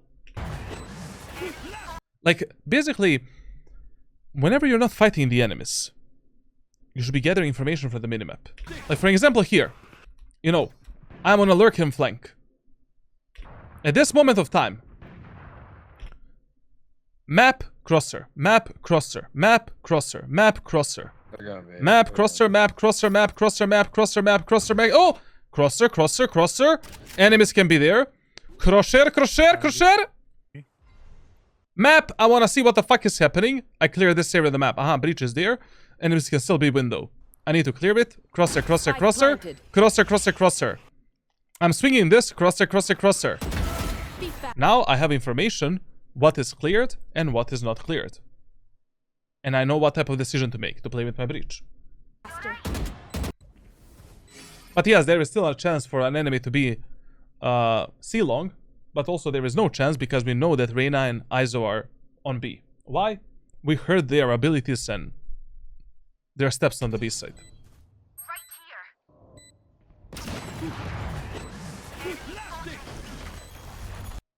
Don't do this. If you have the numbers advantage, true or a huge numbers advantage, bait the shit out of your teammates in this elo. Let them fight first. And only if they don't want to go first, then you go in. You're 4 versus 2. But trust me, like Breach and Sova, they cannot wait to take a fight. But brother, like, they have been jerking their cuffs the whole morning. They were holding it the whole morning just to get these 2 kills, bro. They didn't want to fight. Let them. Use them as a drone. You know, that is a smart baiting game. You're not baiting them because you're mentally ill or because it is malicious. You just don't know how good are they, if they're gonna trade you, if they're gonna peek with you, and what the fuck they're gonna do. So if you have these type of scenarios, let them go first. Especially when you have plenty of time to defuse the spike.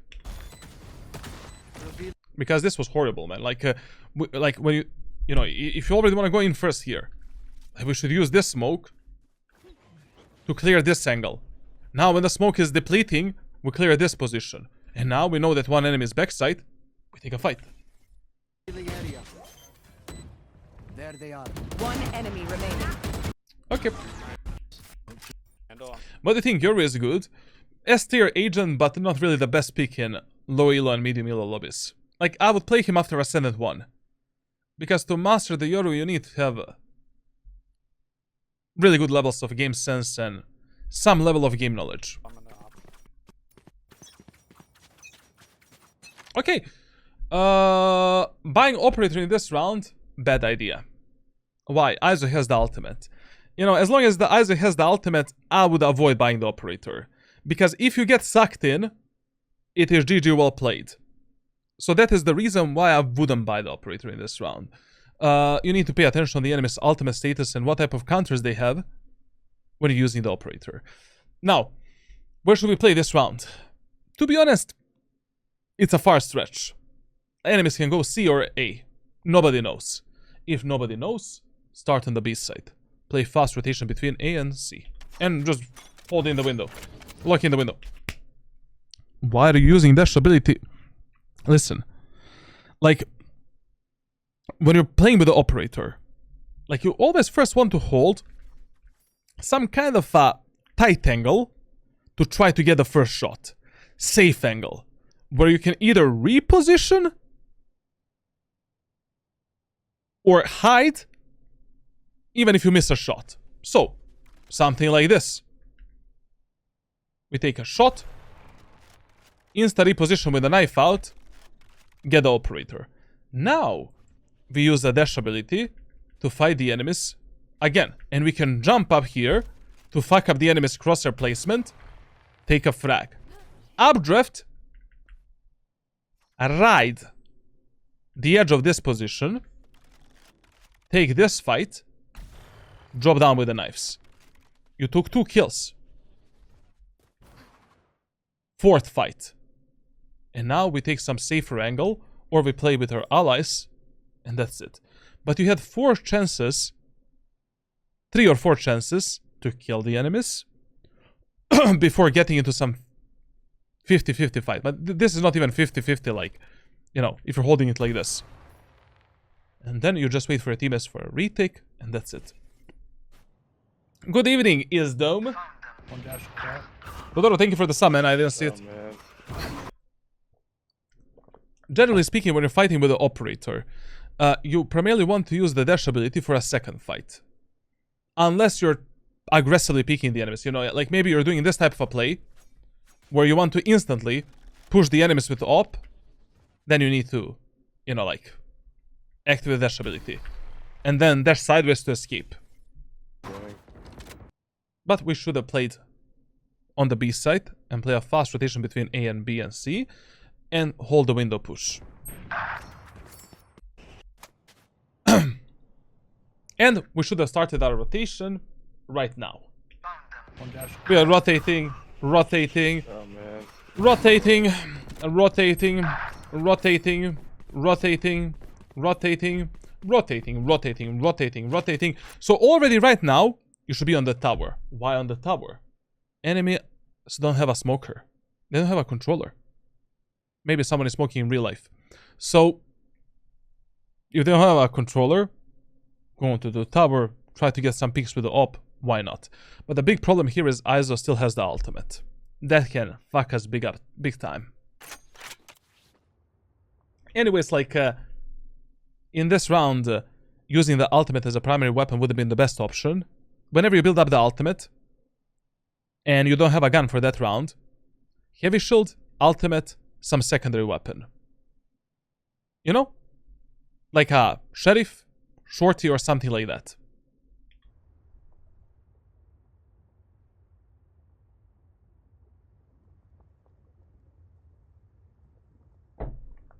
One by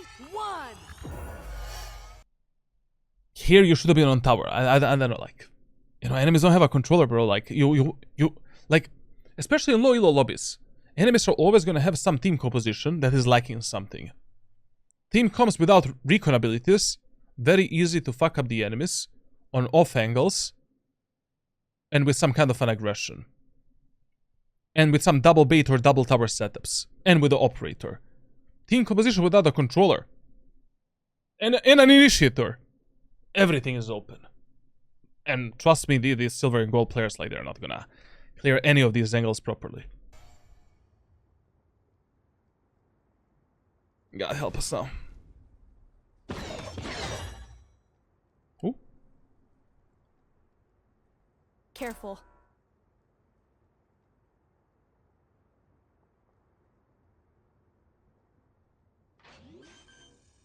We need to move in. We need to make some kind of a move. Like, what's going on? Spike planted. I've seen some crazy shit. I've coached a lot of players.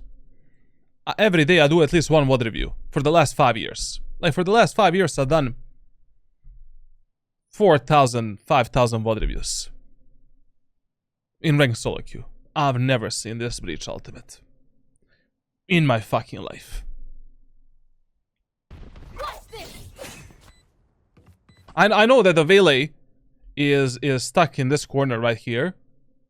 But brother, you have Aftershock and Stun and Flashlight. And we are 3 versus 4.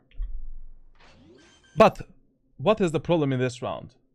If you're already in the numbers disadvantage, we need to play a bit more aggressive, you know? And we need to do something. We need to search for the picks. Like already at this moment of time, I'm gonna tell you when. 120. At 120, you should have been on tower, trying to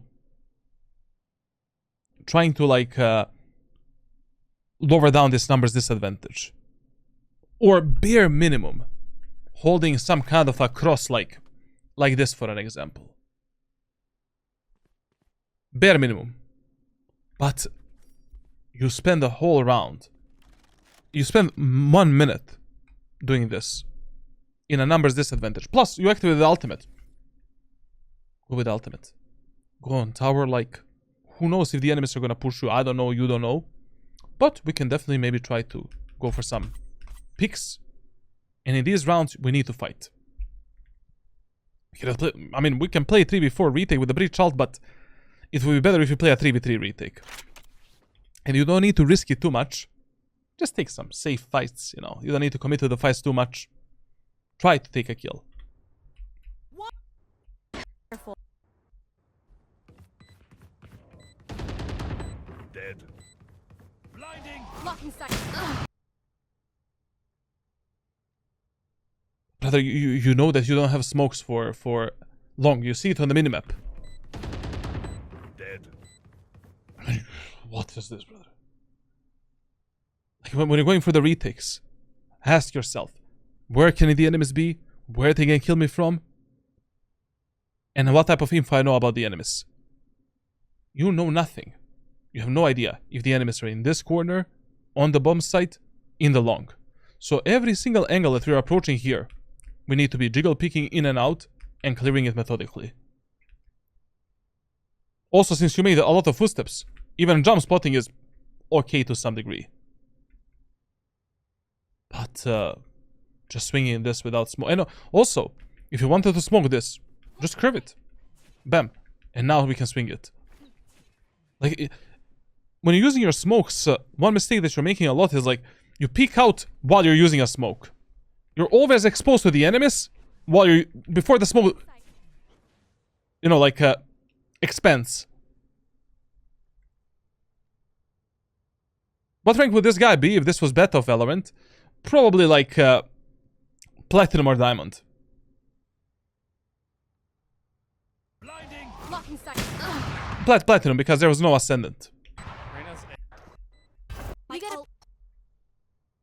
And also, another tip I need to give you. Whenever you have teammates that are lurking and flanking behind the enemies, they are the playmakers.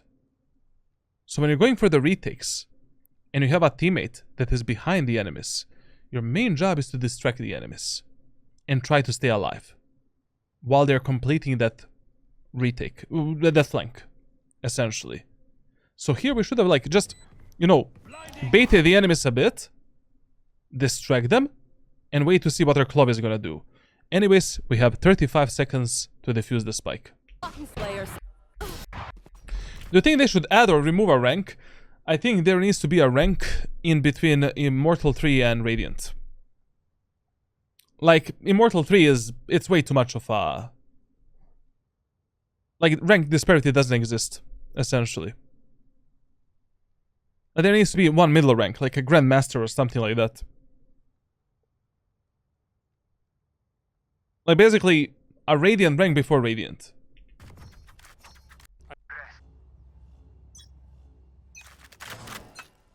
Because some Immortal 3 players simply cannot be called Immortal 3. You know, they cannot compare themselves with a regular Immortal 3 player that is stuck there and you know, like, that is like 200, 300 rank rating. I love how you're consistently playing in the sites where there is no fucking chance enemies are gonna go there. 4 simple rules. A-B rule. If you notice that every round enemies are doing something different compared to the previous round, position yourself based on what enemies didn't do in the previous round. Rule of fear. If you notice that enemies are consistently changing what they're doing on a macro level, once you punish them somewhere or kill them somewhere, play the opposite part of the map. Very rarely in ranked solo queue you will play against enemies that are gonna push the same site in the same way 3 rounds in a row, or same area of the map. Chances are going lower and lower with each push. If they do something for 2 rounds in a row, them doing the same shit 3rd round in a row is below 20%. And you also combine a bit of the economy rules and then, you know, like other stuff that we talked about during this VOD review. There's no way you play ace set now, like, come on, bro. Like, Spike down. that's the joke. And brother, rotate. Rotate. You know, I told you, first 4 rounds, fast rotations.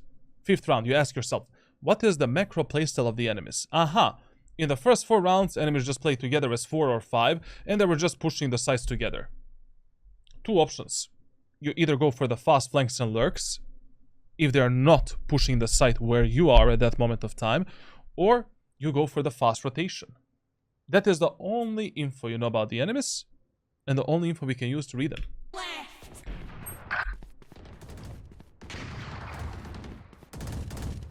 Spike down. C. Give me that Odin.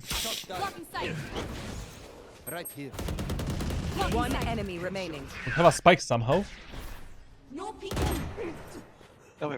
and we should be expecting this. You know, this is the only guy that was never playing with, like, I have a perfect training for you. Like, if this training doesn't fix your defender's side, we have another training. B. Oh, I had to itch my nose. Watching here. No peeking. This is a good stuff, good repositioning. Very good angle. You don't need to watch the garage. Breach is watching the garage, so we should be watching CT. Pay attention to what your teammates are doing.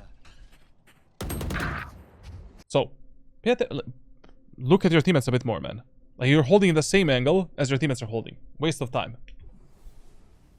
Watching here. Area.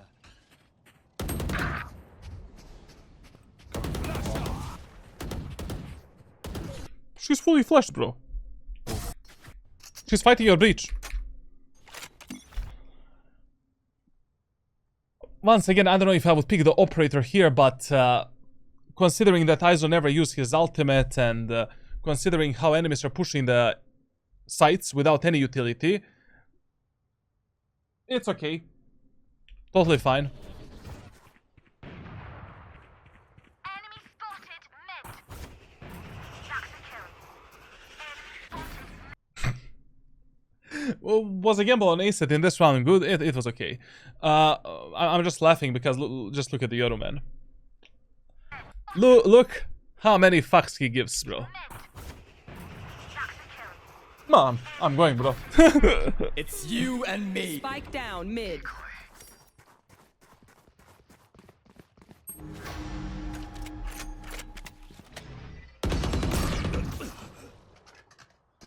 Ooh, why did you put yourself in this spot now?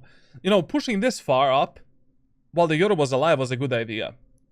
But basically, especially if you're fighting more than 2 enemies at the same time, you cannot take this type of a spot.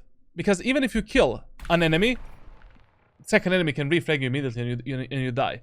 Like when the Yoru died, you needed to pull yourself back and hold this angle. Until the moment of time where you have an idea what the enemies are doing. So we have time to reset, maybe go for the re-peek, like reposition, I mean, and God forbid if you don't hit this shot, like, I cannot watch this. One enemy Thanks God. But, thankfully, remaining. we have smokes, so after this shot, you should have smoked yourself off, and then reposition. And now we don't give a fuck where the Reyna is gonna end up, right? We're not gonna fight anymore. One No. enemy remaining. We're not gonna fight anymore. Spike down A. We're not gonna take this one and done angle again, because we're kinda stuck in this position. Okay, good. Now, in this round again, playing on the ace it is okay. Again, why? Because in the round after the last round, enemies went C. In the last round, enemies went B.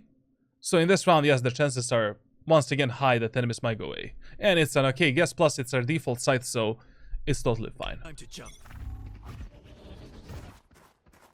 Listen, when you're taking this type of a peek, like, if you're already using a dash ability, like, as soon as the round starts, activate dash ability and run here. Like this, you know? Because enemies don't have the timing to actually peek you before you do this.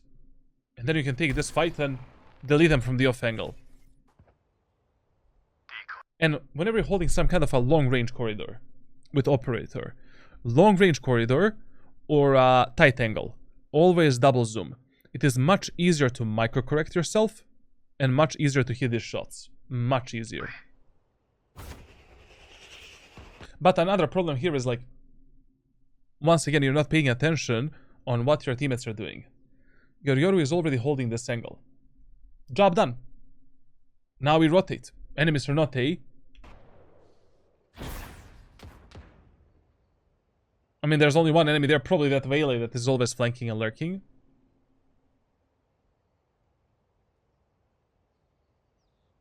So a drone. Interesting. Remember that this wall right here is fully spammable with high pen weapons. So whenever enemies are not pushing A site, but they're pushing B site and they're in the window, or God forbid your Sova reveals the enemies, take a shot.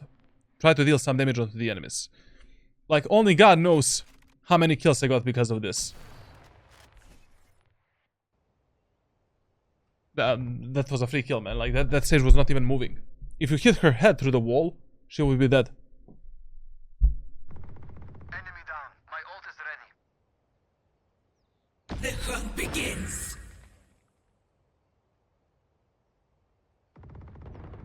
Shot down.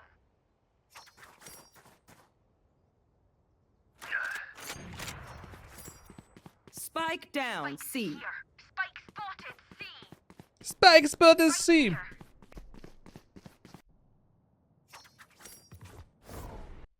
Right here. Reloading.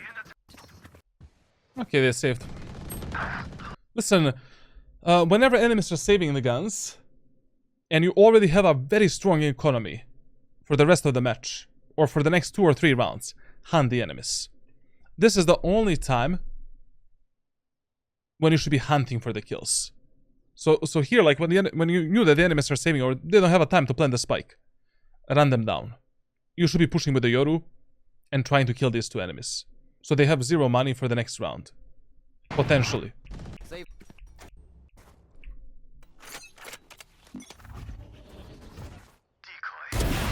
Now, once again, playing on the asset is a good idea, because essentially you know, our teammates all of a sudden started playing well, and they're actually stopping and dealing the enemy's pushes.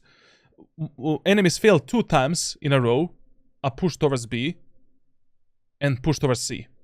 So still, it is the best gamble to play on the aces, so it's fine what you're doing. Listen, man, like,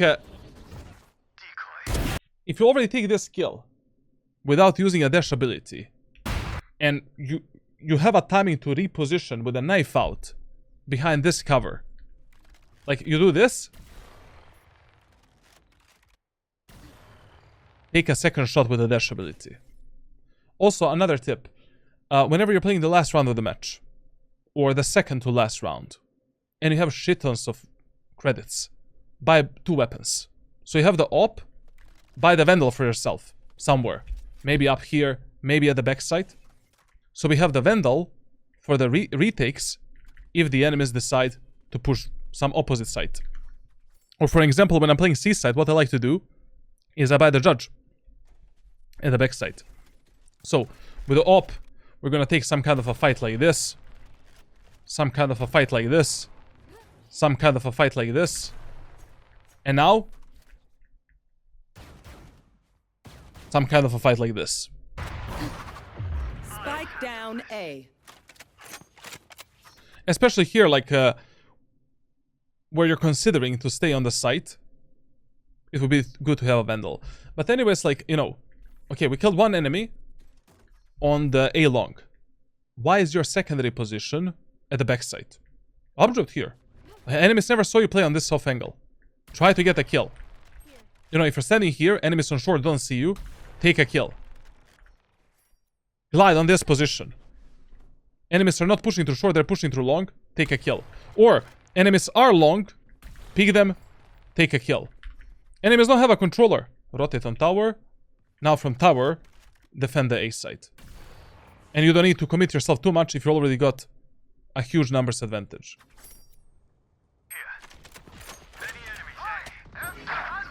Oh my god, he hit a lucky ass shot. That was a perfect.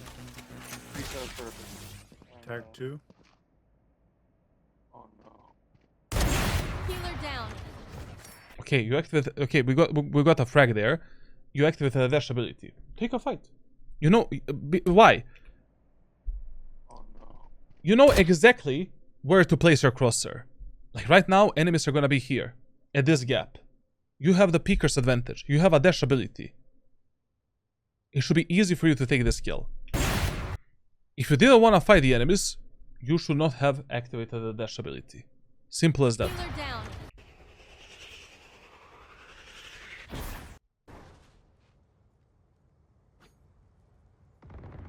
Neutralized. Also, listen, like, whenever you end up on A set alone, and you already make a numbers advantage, or numbers are equal, and you lose the information about the enemies in A short and A long, sell the whole site. Like, play from the CT, holding this cross, or go onto the tower and play from the tower. It is not worth it playing at the backside, because enemies might fuck you up based on timing. They might walk up on you and destroy you. It is impossible to defend A set alone by playing at the backside, without any info in A long and A short, and it is not worth it in low elo and medium elo lobbies in ranked solo queue.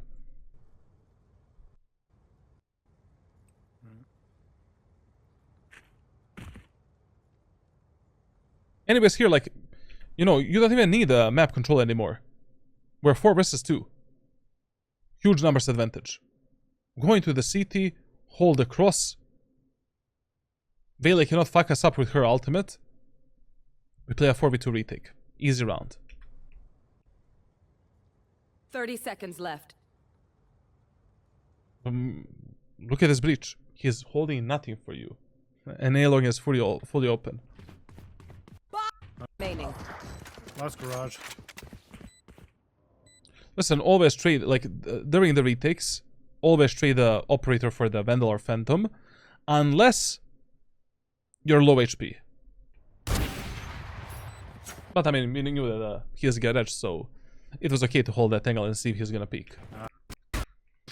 Okay, man, like, I mean, like, this was a pretty long Defender side VOD review, like an hour and 15 minutes.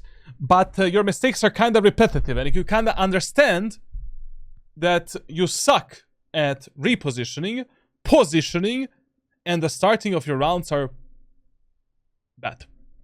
And also, you can have a much better level of team play. So it's not really your mechanical skill that is fucking you up. It is how you play this game on a macro and micro level on a defender side, and how you play Haven as a map as well. Now let's see what type of shenanigans we're going to see on the attacker side. Now we are on the attacker side of Haven. How do we play this map? Default side, number 1 priority A site, number 2 priority C site, number 3 priority B site. Essentially, in the first 4 to 6 rounds, we want to primarily test the enemies on C and A and see how they respond to our executes. We want to gather the information whether or not, you know, how enemies are playing on these two sites. If our 5-man pushes on A and C are working, we don't need to touch the garage or the B site at all. Generally speaking, you should never touch this area of the map whenever enemies on the defender side are eco, halby, or bonus. No reason to do it. Do a 5-man push on C site, do a 5-man push on A through A long, or send your teammates to die like a potatoes in A short from the shotguns. When you take the A site controller, just come back and clear the short. Now, if your A and C executes are not working, then we need to start splitting the map. We can try the C split through the garage, 2-3 split. We can try the 5-man push on B and test the enemies on the B set as well, especially if the enemies don't have a sentinel agent. B set should be kinda open, and it's okay. The problem with the B set is, like, once you plant the spike on B site, God help you in post plants. It is really hard to support your teammates in all of these duels. You might get pinched, you might get sandwiched, and you're not going to be able to fight with all of your allies. My TV turned off, we're going to turn it on later. Now, if nothing works, that is the moment of time where you should default a bit more. 1-3-1 default, with a primary goal of taking the garage control, destroying the enemy sentinel utility here, taking the garage control, and then deciding what to do next. In the first round, if enemies have 0 sentinels, 5-man push on the C site. If enemies have 1 or more sentinels, 5-man push onto the A site. With a Jett, you're always buying a classic pistol, light shield, 2 smokes, or a smoke and updraft if the enemies have a cipher in their team and you're pushing the A site, because we need to enter the A site with the updraft, smoke, dash. So, in this match, enemies have absolutely nothing to delay your pushes on the A site, so because they have a Sage, I would still push the A site. Why? If the Sage is playing on C site and he walls us off, drops us slow orbs, we are fucked, essentially. So we want to avoid the sentinels in this elo as much as possible in the first round. Sage is probably going to play either B or C. If she places the wall on A, it's not that big of a deal, like we still have a short area of the map and we can still pinch the enemy somehow on timing, essentially. Now, let's see how this goes. Like, if you're pushing C site in the first round against the team composition that doesn't have a real sentinel, like, you should just be going here, activating a dash ability, and smoke dashing in like this. Taking the fight here, here, and here after the smoke expires, waiting for your teammates to move in, and then fighting together with your allies. Now, if enemies do have some sentinel and your teammates want to push C, updraft dash, up here, do this, drop down, now take a fight with the enemies. Timings with the Jett are very important. You need to observe if your teammates are ready to go in. If they're not ready to go in, don't go in. It's okay. Reset the round.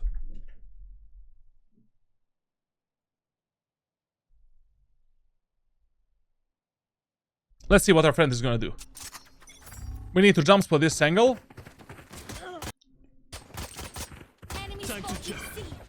Scanning ahead. I mean, okay. This is the problem I was talking about. We are fucked. Like, very rarely you will encounter the Sage players that are starting on A site. Very rarely. 20% of matches that is gonna happen on Haven. Against the Sage as a solo sentinel, 5-man push on A in the first round. We don't want to be delayed here because now enemies are rotating. We don't know if our teammates are gonna go in. We have no fucking idea what's gonna happen. Not worth it. Risking the round. Now, against this team composition, what I would do is 5-man push on A site, 3 rounds in a row, and then in a 4th round, we fake something. Either fake A go C, or fake C go A. If that is too complicated for your teammates, simply at the start of the round, drop this smoke, and ask for some utility, and then rotate on C, and that's it. Low elo Sage players play on B, on Haven mostly, in my opinion. Still, the best gamble is to go A against the Sage. Sage is on a wall. Drop in a Now, we wasted a teleport, we wasted a dash ability, and we are stuck. Now the round becomes a problem. go here. Just leave. Just leave. There's at least Listen here, motherfucker. I'm sorry, I don't know why I call you motherfucker. Maybe you are a motherfucker, like, who knows, maybe he loves the MILFs, like, I don't know. Sometimes I do love them as well, but I have a girlfriend, so I cannot say that. I never said that as well. So, listen. Whenever there's a Sage wall on the map, before you start rotating, or before you do anything, destroy at least one block of the Sage wall. One block at least. So we open up that map a bit. Enemies are more pressured. They don't know, like, are we gonna go see again? Is anyone gonna lurk and flank there? You know? You see a Sage wall on the map. Destroy one block minimum, and then we do some kind of fun. Whatever we want, what our teammates want to do. Reloading. I'll be waiting for us here. Sure. No reason to use that smoke. It's just an absolute waste. Just clear that angle with your teammates. That's it. But maybe you saved your Sova because Sova didn't even, like, check that angle. Yep, there he is, little bitch. Little bitch. Now, let me tell you another story. Very, very funny story. Whenever you're the story is called a 20-second rule. When do we want to apply the 20-second rule? Whenever we're playing the first round, and whenever enemies are not lurking and flanking behind us during a match. So in the first round, if your execute or push gets stopped or delayed somewhere, the best idea is to cut the noise for 20 seconds and reheat that same site. We can fake a rotation, yell at your teammates, guys, I'm gonna suck all of your cocks if you stay here for 20 seconds and we push the site again. It is much better. Why? Doing this type of rotation in the first round is a suicide. That is the main reason why we want to avoid the Sentinels and why we want to avoid the Sage specifically. Because doing these rotations in the first round is almost never worth it. You don't know how your teammates are going to clear the angles. You don't know how the enemies are going to play, how much space they're going to take, where the fuck they're going to play. And if you are not the one that is running in first, your teammates will never clear angles properly. Never. Ever. Ever. Ever. Forever. And they're gonna die like this. Reloading. How we don't have a smoke for tower. Now, to be honest, like, in this round, I would gamble that none of the enemies are short.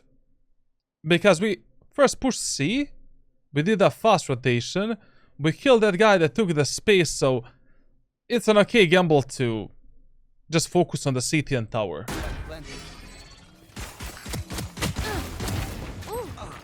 One heaven. So essentially, where I would have played this round, after we took the side control, I would have played like at the backside, right here, holding the tower and getting ready to pick the enemies in CT together with my teammates. It was an okay gamble because whenever enemies take this type of a space and you kill them in these type of positions, most of the times the rest of their team probably rotated already if you push something else. One heaven. Hide. Last player standing. Okay, dude, why'd you hide? Okay. Now, when did we lose this round? At the start. Why? Because we didn't have a good plan based on the enemy's team composition. Period. Like, that is what's fucking you up, like, apparently, on both attackers and defender side. You need to have better pre-planning. Okay, your teammates are not always going to listen to you on the attacker side.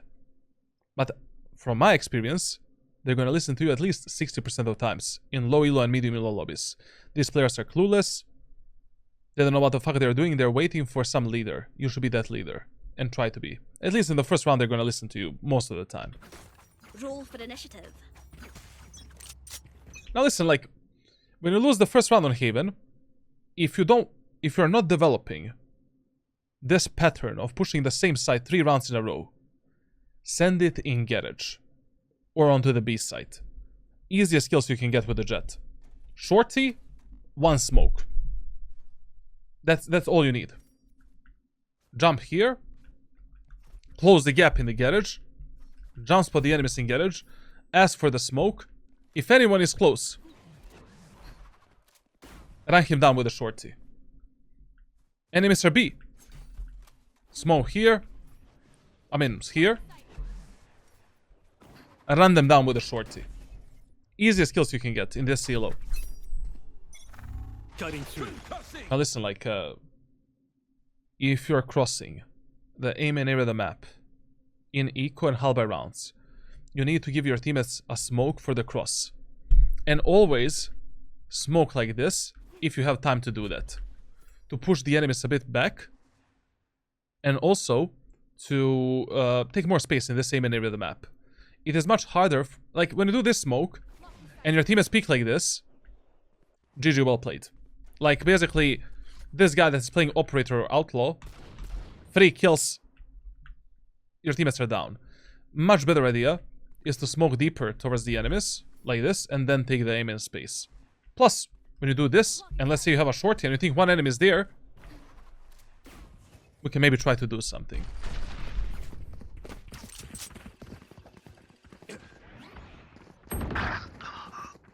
This kid is like a little bitch. Clearing out. Lock in sight. Lock in sight. I mean, generally speaking, this is how the Jett execute looks like on a site. But this smoke you should place much further towards the enemies. And then do, you know, do the default execute here. Lock in sight. Lock in sight. And please try to force yourself, you know, practice in a custom server, gathering information with your dash ability. Flick left and right. At least you should clear one portion of this map, of this area. Either the right portion or the left portion. Like, we don't know if an enemy is in this corner, and also what the fuck enemies are doing on the, like, basically, it's a recon tool. Like, then you know where you should place your crosshair after the smoke disappears. Okay, no one is there. Now I need to fight the enemies here.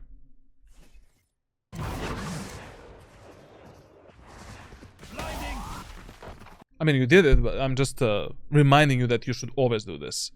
And in the ideal scenario, you should be flicking both left and right. But for now, if you just clear one area of the map, it is more than enough. Listen here. Like, if you have a Jett smoke, and you want to do this type of a cross, smoke this always. So you isolate angles one at a time, and you can focus on the enemies in short, while the smoke is covering you up. Here. Spike down A. Last player standing. Okay. Is that a stinger in the full buy round? But not nice enough to die in. Why did you buy a stinger here? Brother, you have 4,000 credits in the 3rd round. Like, this is an anti-eco bonus round. Like, Vandal, Heavy Shield. Fuck the smokes. Like, this round, we are winning based on the gun advantage and based on the economy advantage that we have over the enemies. That's it. Simple as that. Heavy Shield, Vandal, done. And in this round, because enemies are bonus, we want to avoid this area of the map completely. Like, we want to do a 5-man push on A or a 5-man push on C in this round and lead our teammates there. Let's win and get out of here. Stinger on. Yo, our teammates are also peeking the window. Like, listen, whenever your teammates are peeking the window on Haven, you better start with them there. Like, with a dash ability and get ready to fight. The window peek without a flash and any utility, suicide. You better pray to God that your breach is gonna do a flash right now.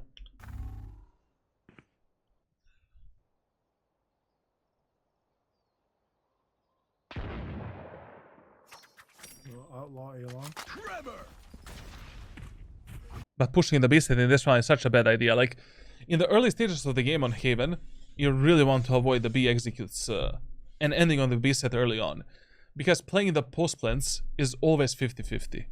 Even if you take the bomb set for free, it is hell of a time playing the post plants on this map.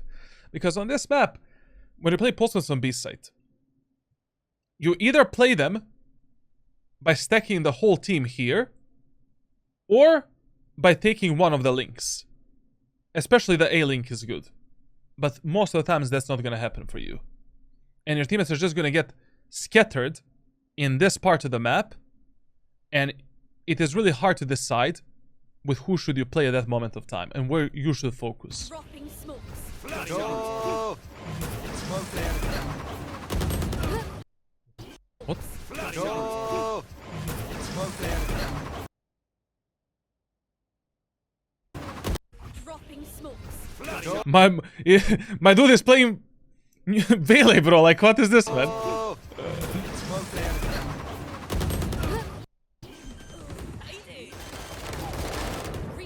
I have no idea why you purchased the Stinger in this round. Like, this was a full buy round for you. Especially, okay, my teammates want to go B. No problem, man. Buy the Phantom, buy the Heavy Shield. Like, all you need to do on the B site is take this space for your team. And that's it. Ask for a flash from your breach or stun here. Dash in. Clear this angle, this angle. You don't even need the smokes for this execute. And then, once we take the sector number 1, we fight for the sector number 2 together with our allies. Especially because this is an eco anti-bonus round, essentially. And please, the number 1 theme is that you need to correct on the attacker side are your controllers. What the fuck was this smoke setup?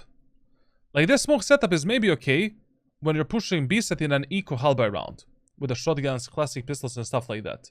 But in a full buy round, as soon as you see this, you need to correct it.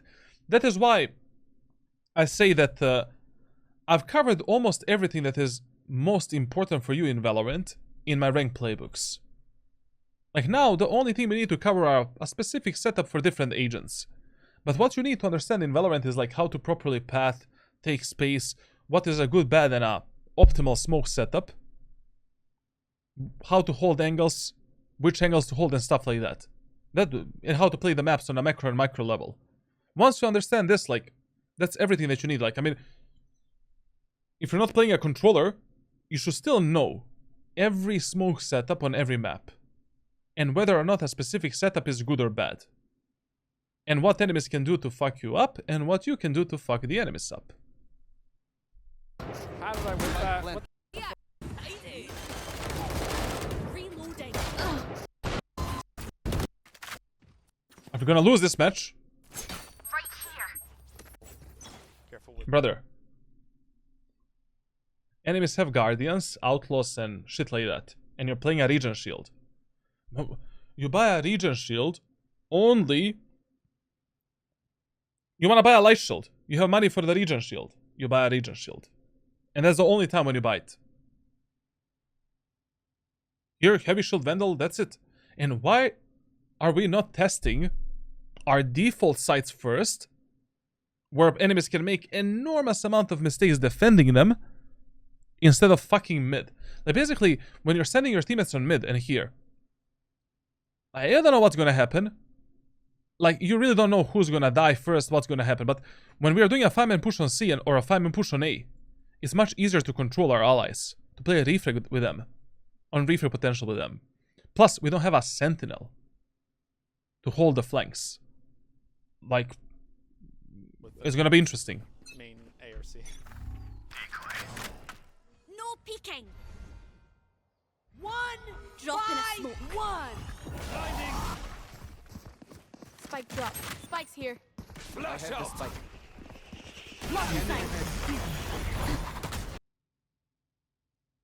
That can be a bit cleaner. Same as with any other agent. Like, you should be having like 10 to 15 minutes custom server practice where you practice the executes with that character. It doesn't matter if it is like a Killjoy, Cypher, whatever. Like every agent has some mechanic that you need to practice. 50 minutes is more than enough per day. One map, one side. It's okay.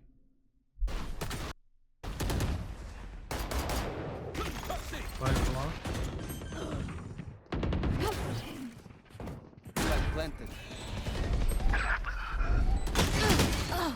Holy shit, man.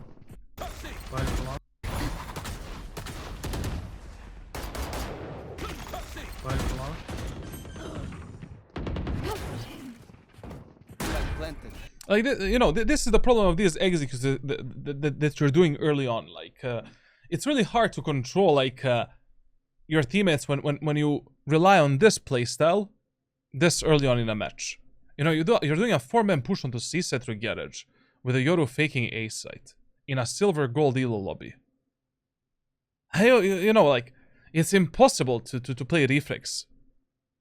And basically the main playstyle that you want to test against the enemies is just a 5-man executes in the first 4 rounds of every match. To test the enemies, number 1. To gather the information about the enemies, number 2. And if that playstyle is working for you, enemies are fucked. Unless they have some super mega good retakes. But they need to be super mega good. And the teammate on side needs to stay alive. Essentially.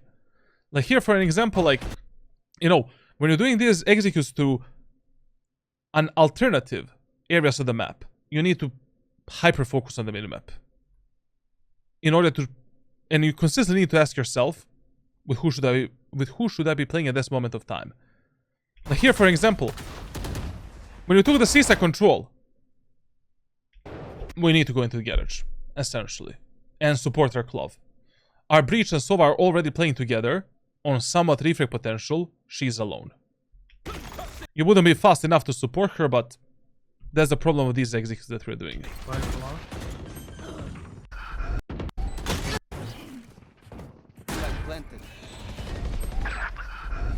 And also here, like, the peak was just horrible, man. Like, you know, you needed to wait.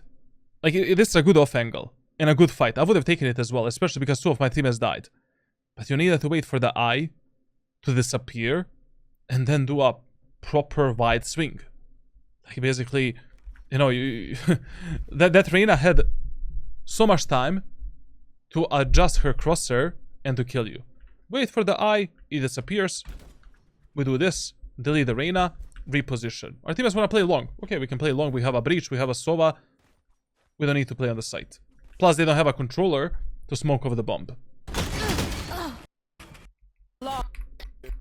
Stay safe. Safe. What is this buy option? Ghost with a heavy shield?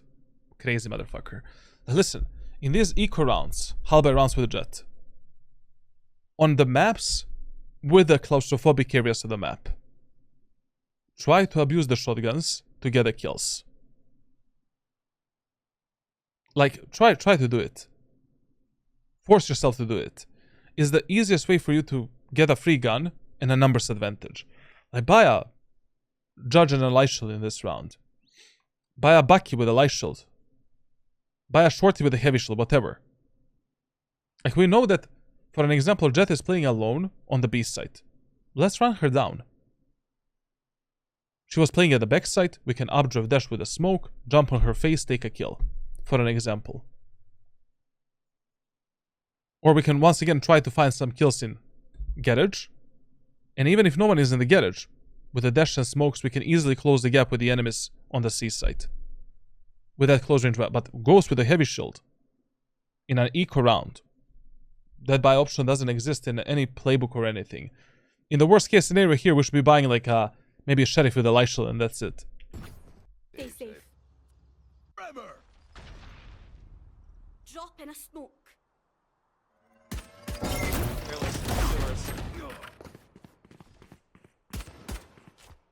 I mean, They just see.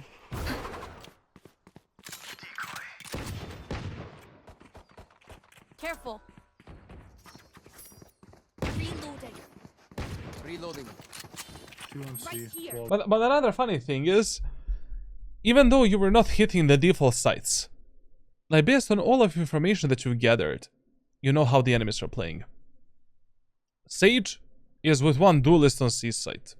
Their only sentinel is on the C site. One duelist is playing B, and two guys are playing A.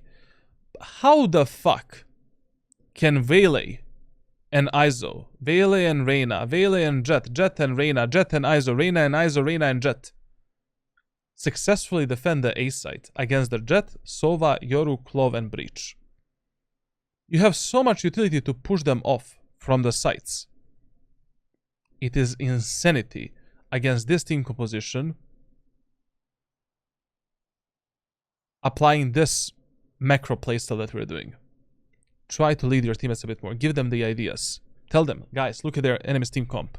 They are shit, bro. Like, Sage is playing C set always. Let's not go C. Let's abuse the A site as much as we can.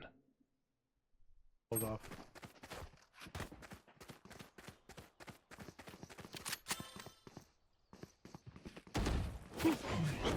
And of course, like, if your teammates don't listen to you, then you adapt to them, or, you know, if the team play is really not possible, search for solo kills. Like, for example, in this match, what is the information that we know? Vele is always picking A short solo. Hold it short, take a kill, punish her, make a numbers advantage play with your allies. Reloading. Reloading. Watching here. Enemy spotted. A. Listen, never focus on the enemy's flanks and lurks if your teammates are fighting in front of you. Focus on the fights that are happening and not on the gamble fights that might happen. Last player standing. Here you should have been fighting either with your Clove or with your whoever died, like Yoru, right? Like, Spike down mid. what the fuck? Once again, Regen Shield. What the fuck, bro? Like, okay, now you know, like, we're pushing A set, no problemo. No stresso, no stresso. It's gonna be espresso. So, we hold this angle. Delete that Vele. Send her to graveyard. Push with your teammates. Hold the Vele. Kill her. Push with your teammates.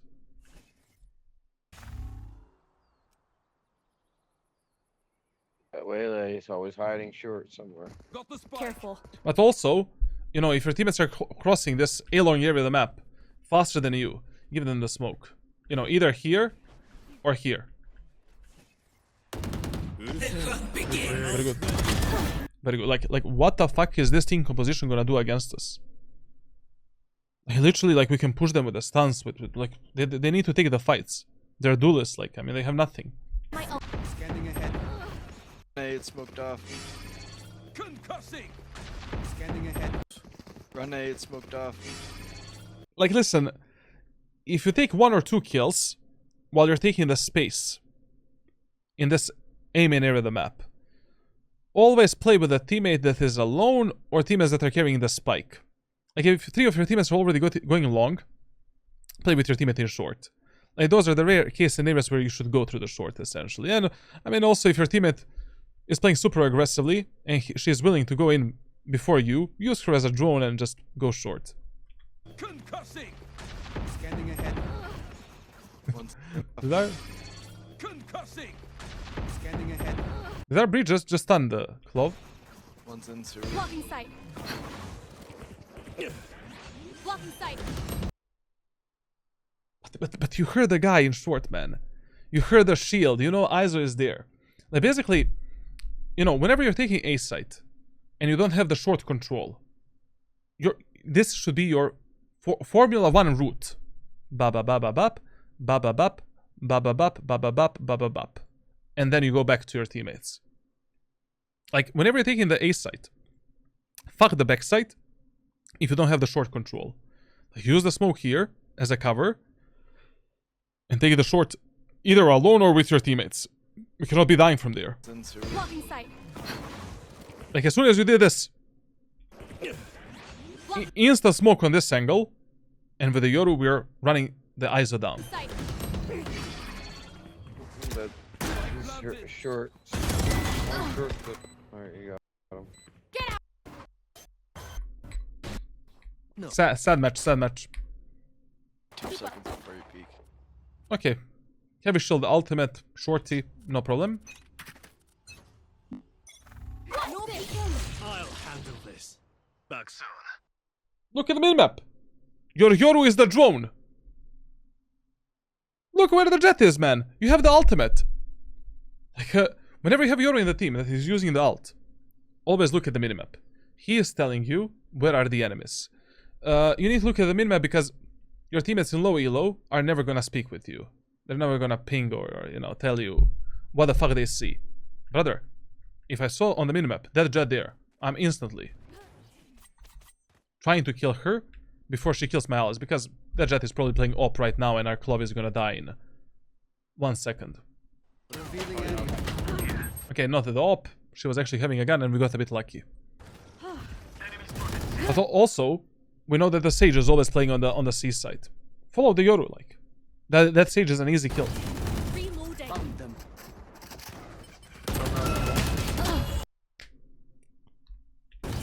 Reloading. I mean, at this point, we're just trolling, to be honest. Like, I mean, you heard the guy dropping. You saw the guy dropping. Come on, bro.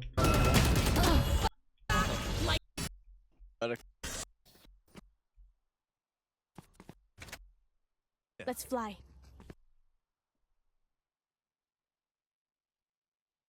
Listen. I was not talking about this round because the training that I'm gonna share with you is gonna focus on all of these problems. Like, your general awareness is like, we can talk about it for days. I don't know, that might actually... Whenever your teammates are peeking the window, be ready to fight with them.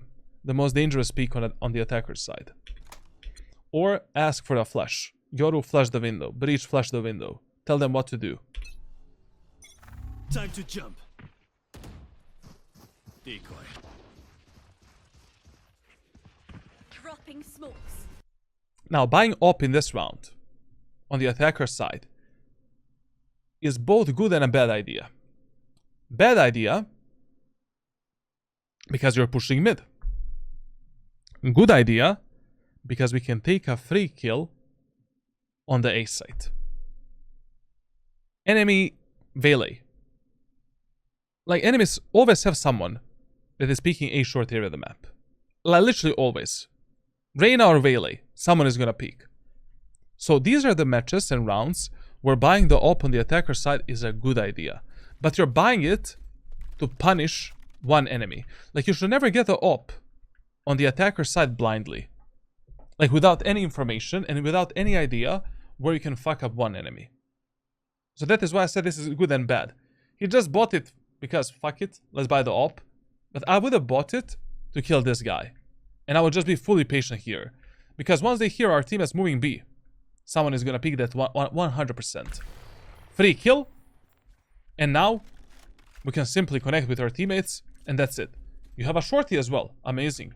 Okay, enemies are close on the site. Don't be afraid to do this. It's okay, even if you have the op. And you need to correct your controllers like in ranked matches, because my dude, straight up, made a dick on the B side with the smokes. What is this, bro? Like, he did a ball smokes. Ball sex smokes on B side. In a full buy round, like... Oh.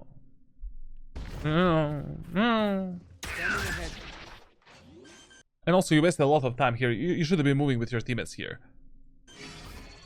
Don't fall off. You hear those footsteps? Enemies are actually pushing A side. Like, you need to read this, like...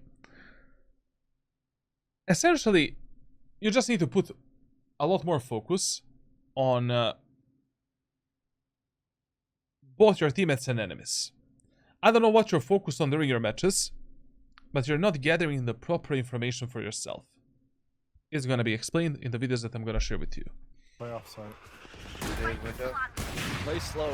It's you and me. Play time. Again, one question: why you didn't buy a heavy shield and a shorty in this round? Why are saving this money? They're on bomb.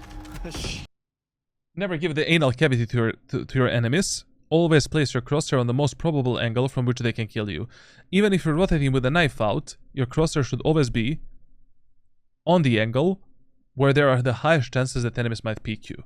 Because at the end of the day, even if you're doing this and the sage peeks you from the window, you can smoke yourself off.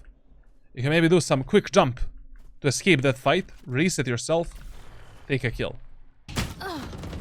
Hilarious.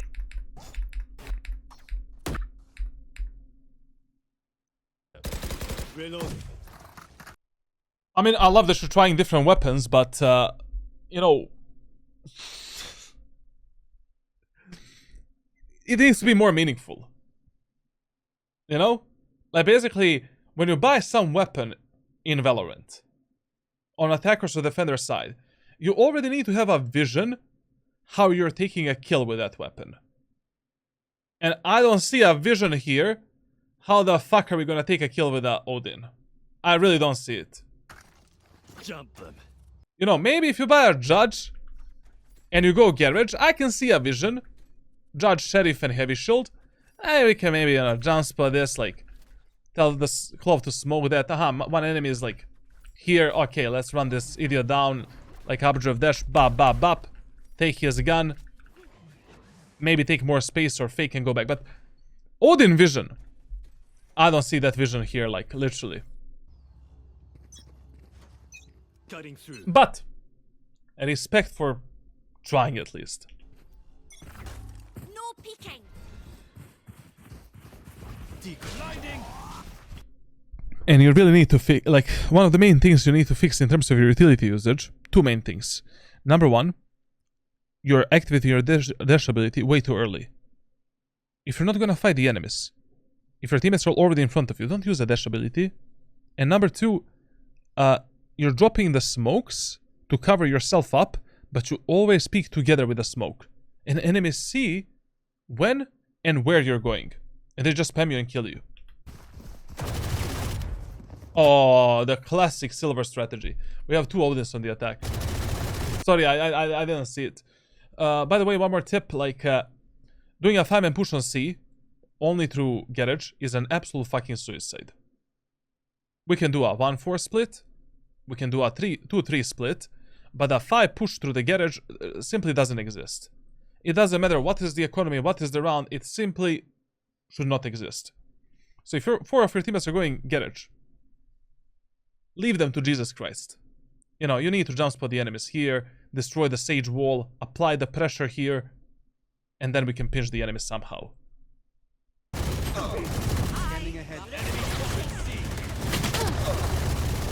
Who's the hardest character to play in your opinion? Yoru is the hardest to play, but Omen is the hardest to master, essentially. I mean, both are kind of equal in these terms. Like, Omen and Yoru probably, like. But once you master these agents, like, you know, it's such a good feeling. Flash out. Tremor. No more. Come back right. Last player standing. This round didn't happen. Okay, man. Okay, I think we've covered plenty of topics and plenty of ideas that you can apply in your gameplay. But you don't need the ideas. You need the solutions and some kind of a training. And that is exactly what you're gonna get through the private messages. Like, this is interesting. Like, to be honest, like, I was expecting a very boring VOD review. You know, silver one, like, bro, fucking low elo. But this was very good, very interesting, and we covered a lot of the topics. Like, I think this VOD review is like 4 hours long minimum. So yeah. Kakashi, brother, see ya in private messages. All of you other guys and girls, thank you for watching. Subscribe, leave a like, leave a comment. Join my Discord server for coaching, playbook, and other good stuff. Events, giveaways, blah, blah, blah, blah, blah, blah. Live streams where I sometimes have fun, sometimes don't have fun, but depends how much Valorant I play. And yeah, I'll see you in the next one.